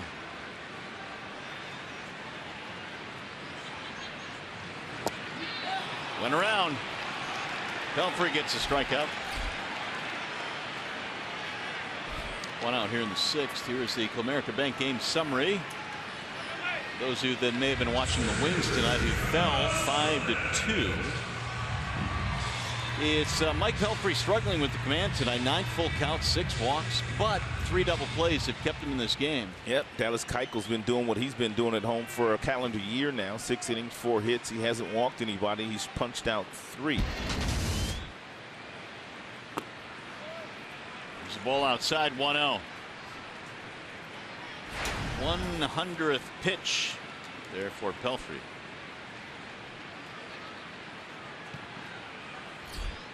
Games 3 and 4 Sunday and Tuesday at the Joe Louis Arena for the Red Wings. Down 2-0 in that series. Chop to the third baseman Castellanos. 2 away.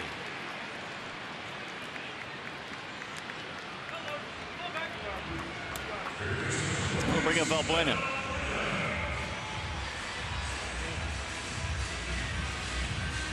Action in the Tigers bullpen. Buck Farmer is the right-hander. Kyle Ryan is the left-hander. And you can see Mick Billmeyer there, the bullpen coach.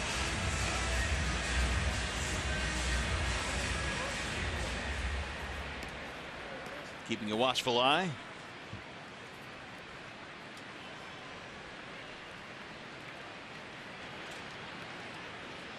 Valbuena with a bounce out and a walk.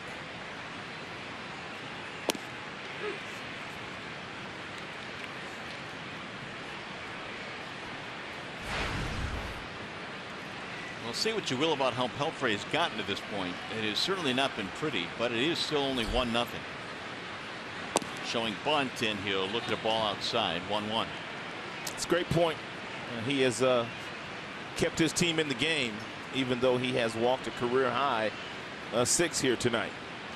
A great equalizer, the double play ball can get you out of a jam or 2, and it certainly has tonight for Pelfrey. Another ground ball. Kinsler cuts this one off. And so Pelfrey has a 1-2-3 6th inning.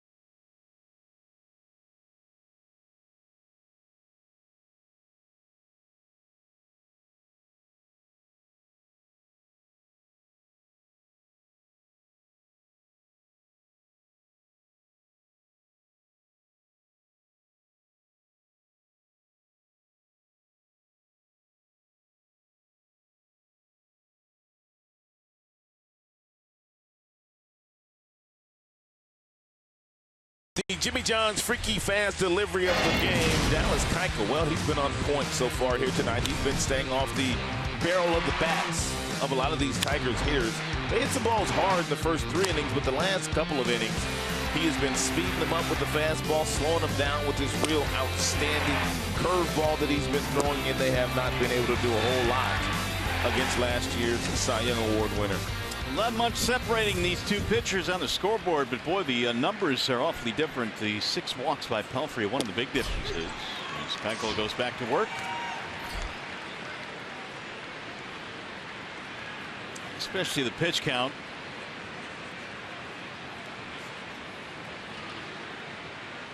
But still only a 1-0 game. Here's the 0-1 pitch, and it's a little bit inside. 1 ball, 1 strike. Keuchel 15 of 22 in first pitch strikes so far tonight, which is making his life a little easier. Once he's able to get ahead of the Tigers, he simply expands the strike zone with a mixture of cutters inside to the right-handers and soft changeups and breaking balls down away from the righties. Keuchel wanted that last one, didn't get it. 2-1.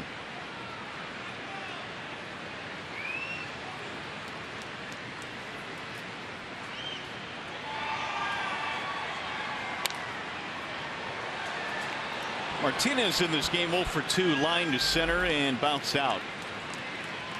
Tigers still have only 4 hits. They have not had a hit since the Upton single back in the 3rd. 10 straight retired by the Houston lefty.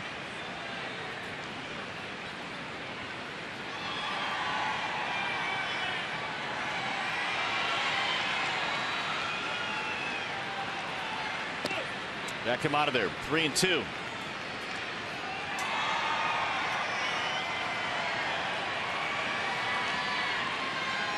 Waiting on deck, J.D. Martinez, then Nick Castellanos. Well, 3 capable of tying it up with 1 swing of the bat.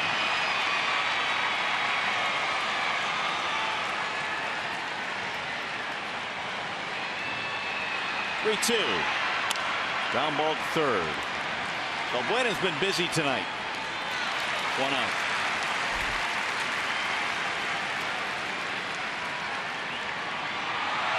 Saturday, April 23rd at 1:10, the Tigers host the Cleveland Indians. The first 10,000 fans receive a free April in the D retro style bobblehead courtesy of Fox Sports Detroit. Visit tigers.com or call 866-66-TIGER.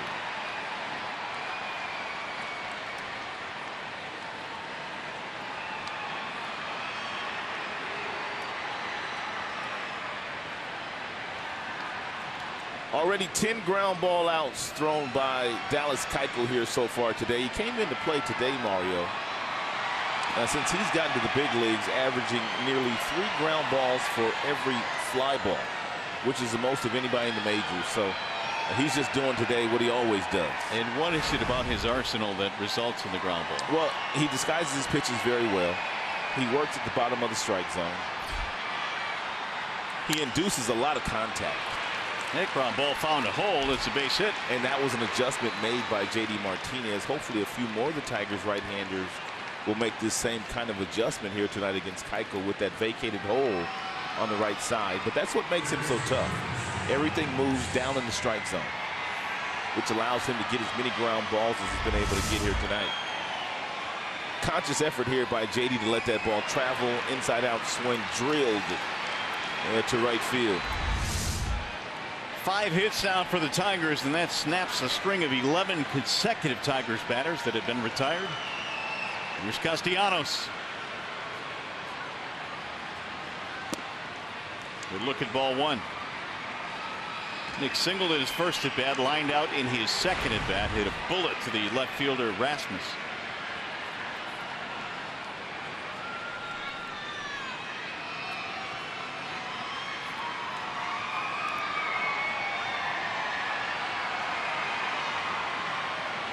Nick down 5 for his last 10 at bats.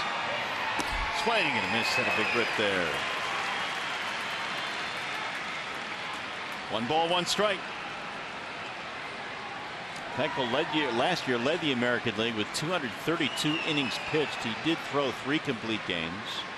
2 of those were shutouts. He also worked in the postseason too to push that total to 246. Swing and a miss again by Castellanos. He is getting lots of swings and misses. Not necessarily a lot of strikeouts, but he is getting a lot of swings and misses. Lots of Tigers hitters have been fooled on his off-speed stuff.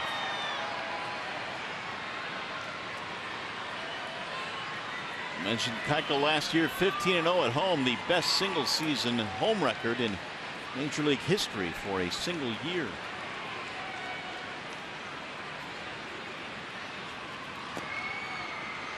Nick thought about chasing, did not. 2-2. Here's an example of the fact that you don't have to be overpowering to have the kind of success that Keuchel's had here this evening. His top fastball has only been 89 miles an hour. We've been told that his velocity down a few miles per hour this year, at least in his first 3 outings.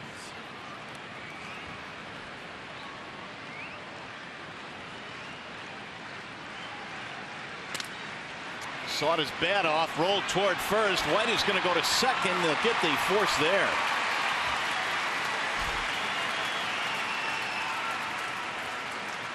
Martinez out at second base. 2 gone now with Castellanos aboard. That's exactly what A.J. Hinch was talking about. Usually when balls go in this direction toward first base, there's softer contact, not like when they go to the pull field. Therefore, many times, just that one player on that right side can cover it, even though it's a guy like White, who isn't the most athletic.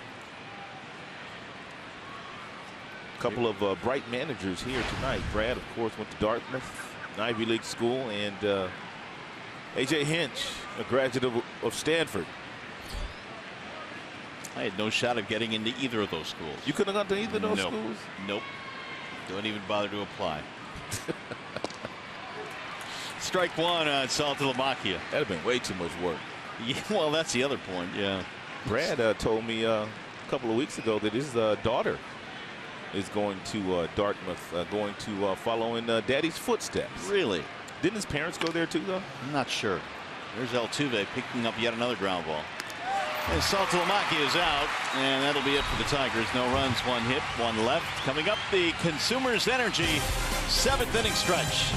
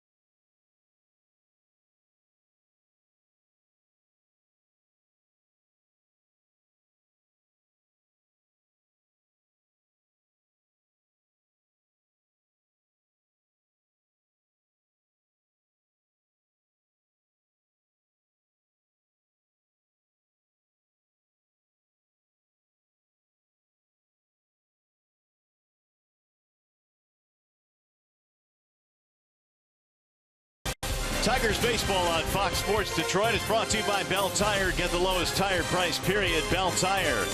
Get Major League coverage. T-Mobile has doubled its 4G LTE in the last year. And by Chevrolet, more than you expect for less than you imagine. Tigers fans, if you can't watch games on TV, you can now stream games live on your mobile device. Just go to your app store and download the free Fox Sports Go app. Log in, stream the Tigers wherever you go on Fox Sports Go. Well, that's going to be it for Mike Pelfrey as we go to the bottom of the 7th. It is Buck Farmer coming out of the bullpen. And Buck last worked 3 days ago against the Pittsburgh Pirates. He pitched a clean inning. He's got a fastball that will get all the way up to 93, 94 on occasion. Out of that bullpen, he'll touch 95. He also has a slider, a curveball, and a changeup. And the reason why Buck has all 4 pitches, he is a starter by trade. And you know what kind of pitching change this is. Wall side windows. Wall side windows pitching change. Here is Jason Castro to start things off against Buck Farmer. 104 pitches for Pelfrey. After 6 innings, he is lifted from the game. Castro, Altuve, Springer.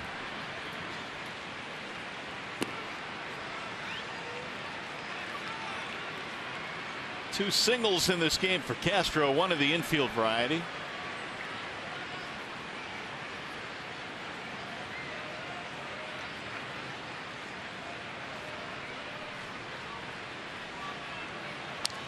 Fouled straight back. 1-2 on Castro.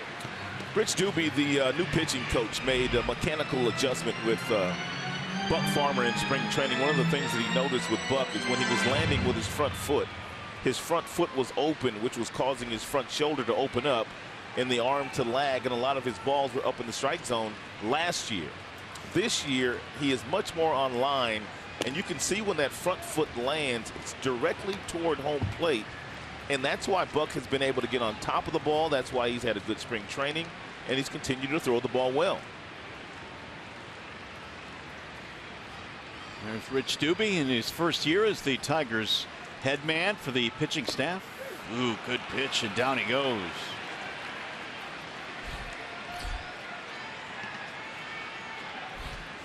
Everything that Buck threw in that particular at-bat was downhill, but take a look at the front foot. Look at the front shoulder. Directly toward home plate. Now watch when the foot lands. Right there. You can see that it's pointing straight toward home plate, which is allowing the arm to catch up and for Buck to throw straight downhill.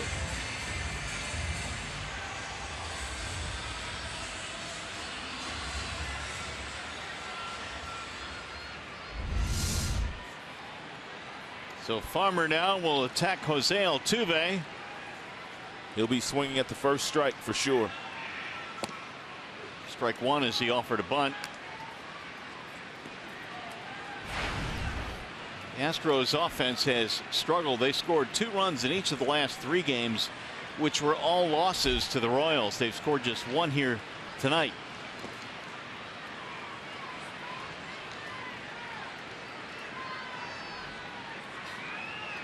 We're talking about Cabrera having his name on his shin guard. How about this elbow pad for Altuve? Yeah. He got his name on it. Yeah, he's won an MVP. I mean, not an MVP, but a batting title. So he's in that club. He's in that club. Couple Silver Sluggers, 3-time All-Star. Swing and a miss. Good pitch, good slider. You don't usually see Altuve fooled this badly on any pitch.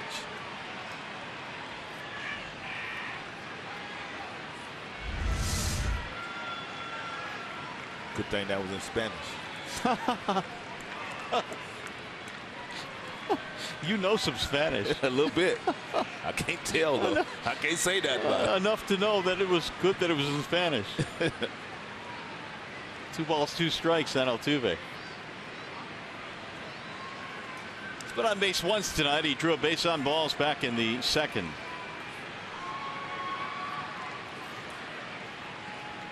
George Springer will be next.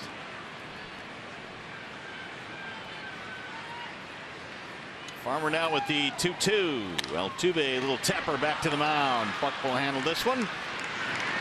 And there are 2 gone.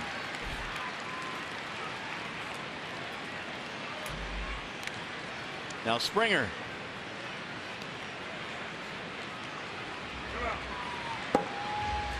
It is a final from Miami tonight where the Rays won. Not sure they're going to have a parade or pop any champagne, but that's their first win of the season. Minnesota also winning their game. Kyle Ryan warming up. There's a high fly ball left field. Upton says, I got it. And he does. Buck Farmer, 1-2-3 7th. Good work. 7 in the books here in Houston. Tigers baseball tonight presented by Bell Tire.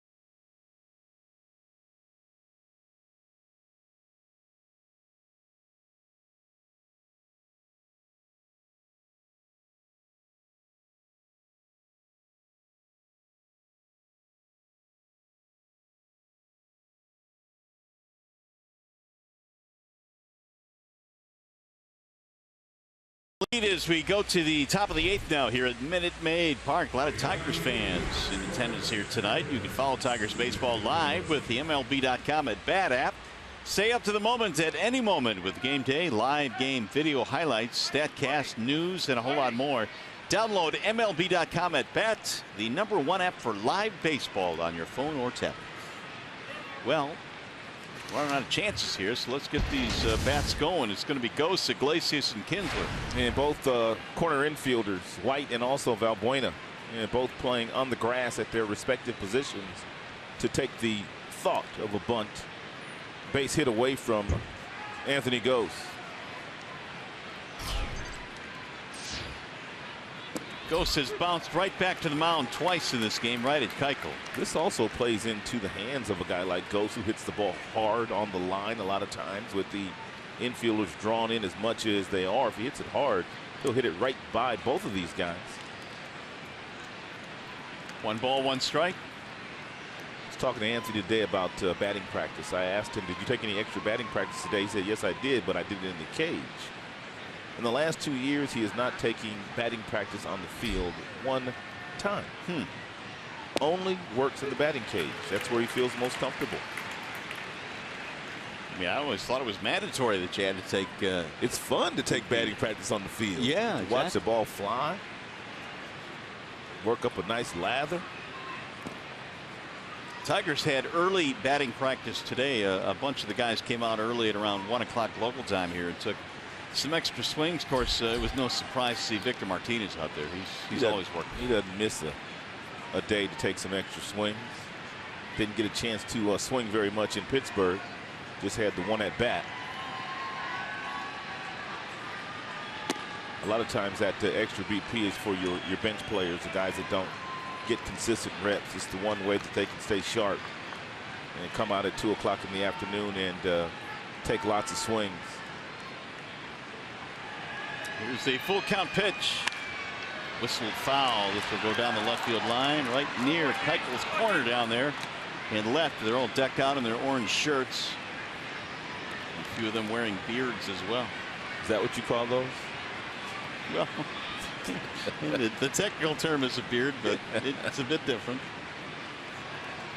That guy right there has got a Keuchel beard. There's a bouncer towards second. Altuve ranging left. Yet another ground ball out for Keuchel. It's amazing. Everything on the ground tonight. It's 11 of them. Here's Iglesias. Line out, ground out.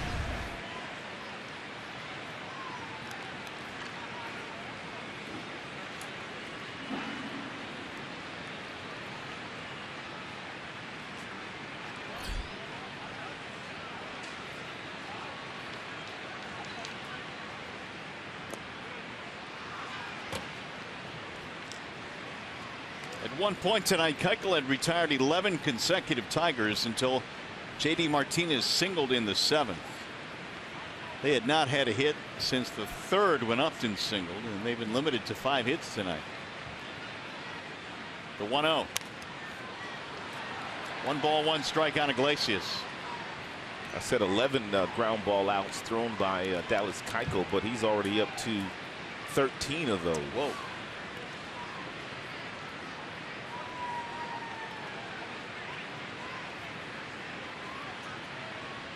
Kinsler will be next. A little bit outside. 2-1 on Iglesias. Here is the distribution. As you see, not a lot of strikeouts, only 3. Everything is on the ground. You pretty much have to show up if you're an infielder every time Keuchel pitches, and you better be ready. He's going to throw a lot of strikes. He's going to induce some contact, and on the first 3 pitches. And very easy to stay on your toes and stay engaged in the game. Here's the 3-1. And he lost him, ball 4. Well, that's a start. Tigers get another base runner.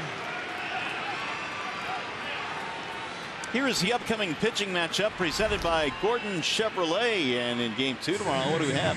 Colin McHugh and Justin Verlander. And Verlander trying to rebound from his last start last Monday against the Pittsburgh Pirates, where they They fouled off a lot of pitches. They played a lot of small ball, and the Pirates had 17 hits in that game. They didn't get them all off Justin, but they had 17 hits that afternoon.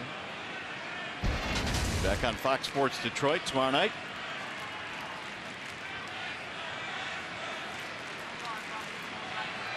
So now here's Kinsler. Tying run is at first base with 1 out. Yeah, maybe Ian will try to beat the shift through that vacated hole down toward second base. He came in with really good career numbers against Dallas Keuchel.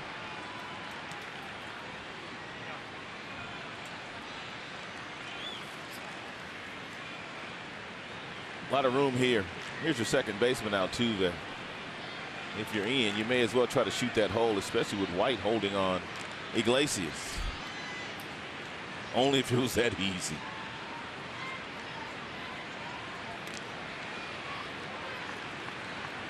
For some guys it is, but not many. Not many at all. I mean, that big old hole over there is very inviting.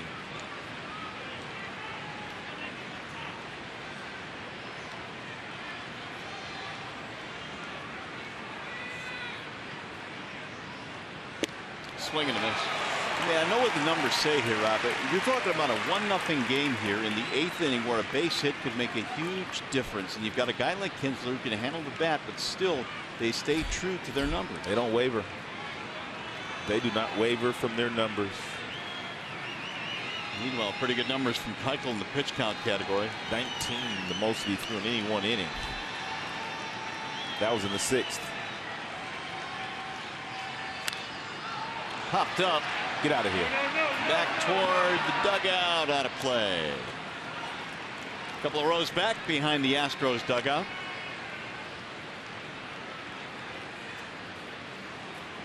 So Keuchel at 101 right now. He threw 110 in his last start in Milwaukee.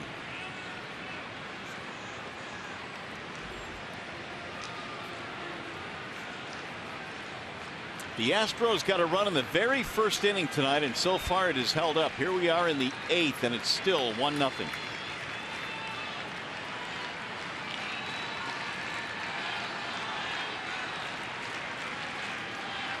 Here's the 0-2. The crowd wanted strike 3, but that ball missed. It's a good call by the catcher Castro. He knows that Ian Kinsler's trying to hit something through that right side of the infield, and he called for that cut fastball inside. Gonna do it again. Missed again. 2-2. Hey, a lot of umpires here in attendance tonight. Yeah, about 30,092 to be exact.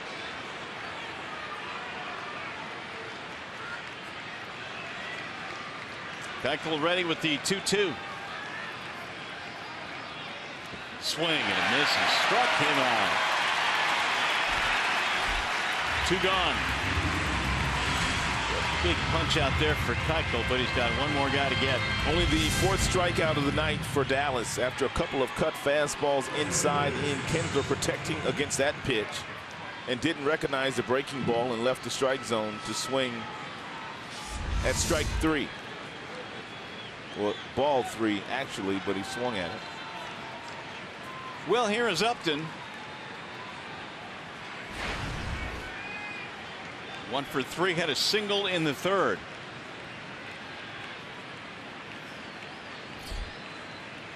They've been throwing him cutters all night long inside.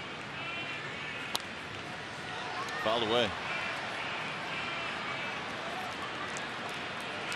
There's some action in the bullpen for the Astros. Luke Gregerson is warming up.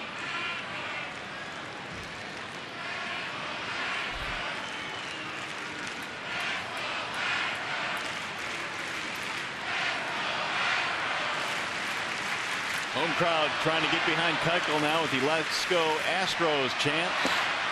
And he missed. 1 ball, 1 strike.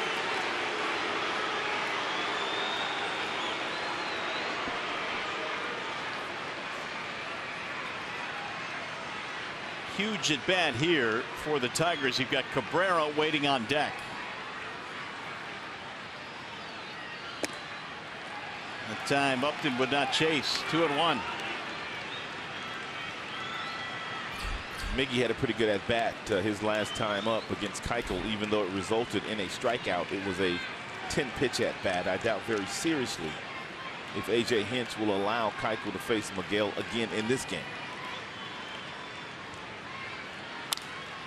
High fly ball toward left field. It'll stay in the ballpark. Rasmus under it, and Dallas Keuchel has 8 shutout innings in this one here tonight. We'll go to the bottom of the 8th. Astros lead by a single run.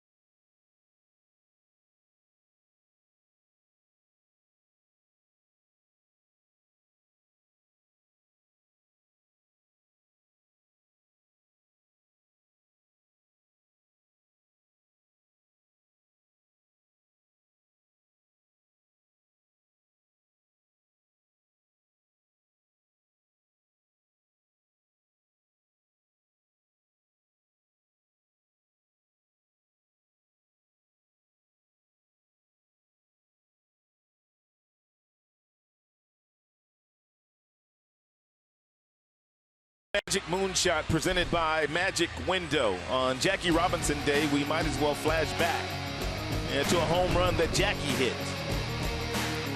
Our Magic Moonshot.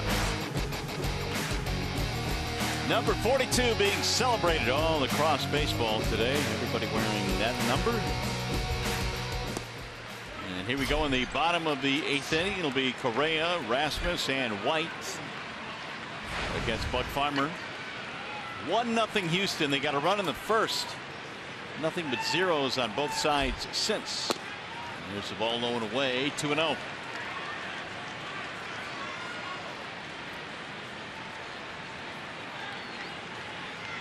Correa has a walk, double play ball, and a ground out.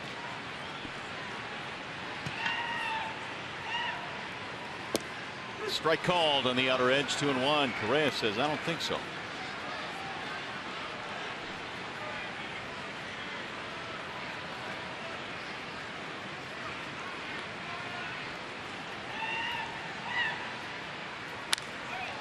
High fly ball, right field, toward the line. J.D. Martinez coming in.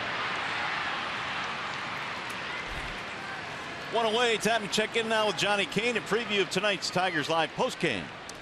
Well, thank you, Mario. Of course, you and Rod will be a prominent part of tonight's Tigers postgame. It's a Friday fireworks night here at Minute Maid Park, but we'll be talking to Mike Puffy. Really gutted out a performance tonight. Got through 6 innings of work there. We'll talk to J.D. Martinez and the guys and see what they saw from Dallas Keuchel. Of course, he's been tough tonight, only allowing those 5 hits. But we got a lot coming. Of course, we'll talk to Brad Ausmus, his return here to Houston, and see his thoughts on the overall performance of our Tigers tonight. Again, that's coming up on a post-game edition of Tigers Live immediately following this one. All right, Johnny, thanks. Hopefully you'll be talking about a comeback win. If the Tigers can get a couple of runs in the 9th inning, we'll see. Colby Rasmus has a single to drive in a run. He's been on base 3 times tonight. Big swing there from Rasmus. 1 ball, 1 strike. And Colby has kind of changed his hand position this year from where he held his hands last year. He used to hold his hands well out over the plate, and it was very inviting for guys like Buck Farmer who have mid-90s fastballs that just throw the ball right at the hands, and he was swinging and missing quite a bit last year against Tigers pitching. Didn't like that last call from Jerry Davis. He is now beefing about it.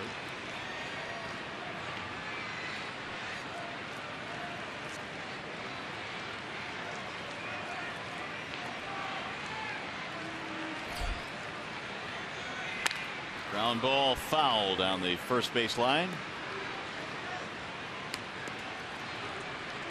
Rasmus last season struck out 154 times. We've mentioned that that was part of the Astros offense last year. A lot of strikeouts, a lot of homers.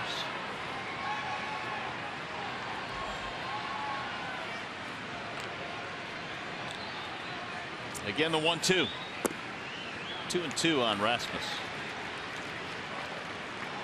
Tyler White waiting on deck.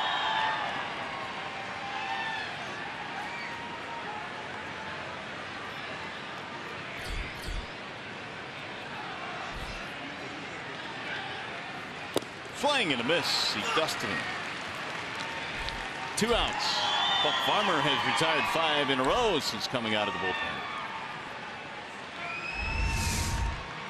And Buck's got a live fastball this evening. And that last one tailing away from Rasmus at 93 miles an hour. So here's Tyler White.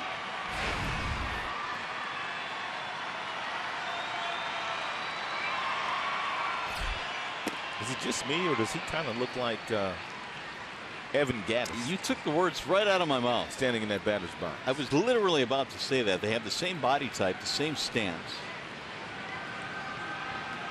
I mean, they look almost identical.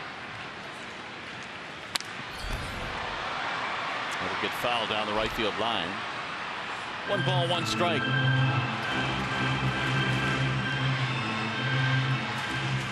Houston got a run in the first on a single, a walk, and then a base hit by Rasmus.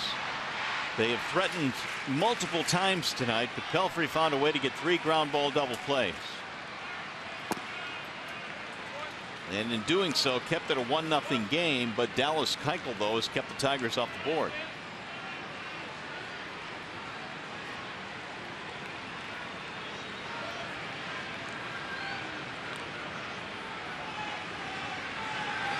Swing and a miss.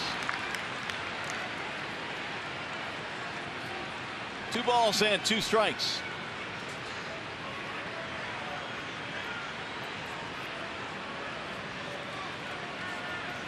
Should White reach Gattis? He's waiting on deck. Farmer trying to finish it off here in the 8th. And the 2-2. Got him. Strike 3. White is out of there. Buck goes 1-2-3 in the 8th. Heavy artillery coming up for the Tigers in the 9th. Cabrera, Martinez.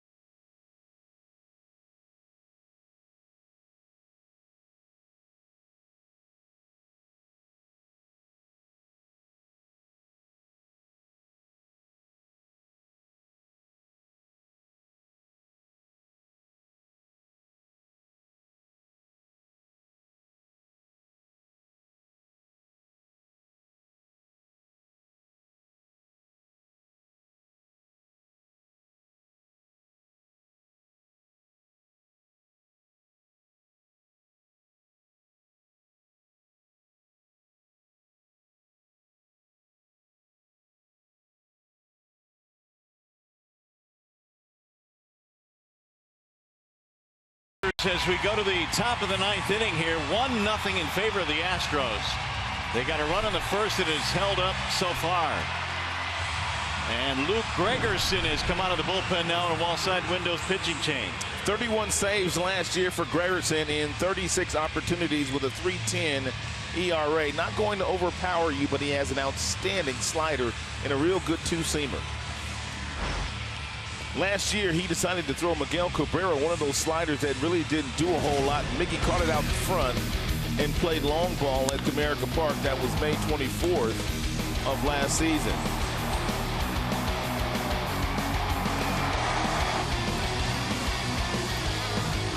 Well, if Gregerson is to save this game, it's not going to be easy. You've got Cabrera, Martinez, and Martinez. Ken Giles was brought in here to save ball games for the Astros, but he has struggled. He struggled in spring training as well, and that's why the reason why Luke Gregerson was able to hold on to his closer's role. Ninth inning is underway. A strike called on Miguel.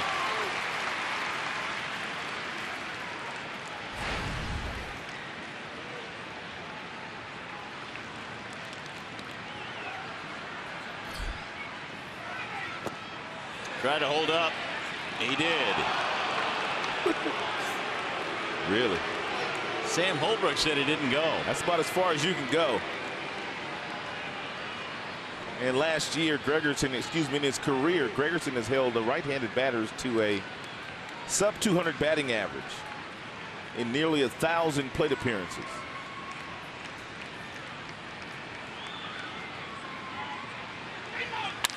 Ground ball back up the middle, Altuve. And Cabrera's out, one gone.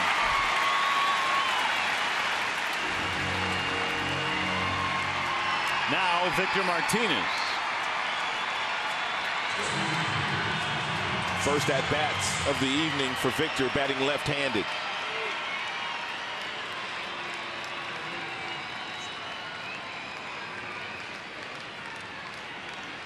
Victor 0 for 3 against Keuchel.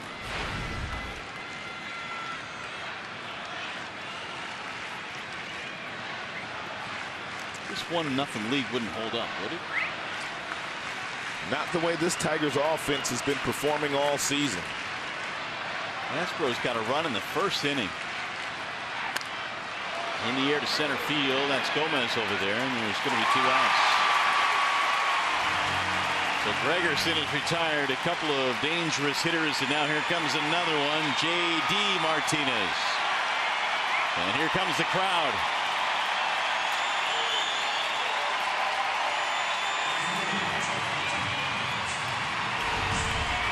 $30,092 in attendance tonight. Can J.D. do it against his old team here? He's 1 for 3 in the ball game, a single. High fly ball to center. Should do it. Gomez going back. He is under it. And a 5-pitch inning for Gregerson to get the save. Tigers go 1-2-3 in the ninth. They are shut out tonight by the Houston Astros. First time they've been shut out all year. Who would have thunk that a run in the first inning would be the only one in this ball game? Final score 1-0 Houston. Back with more from Minute Maid Park.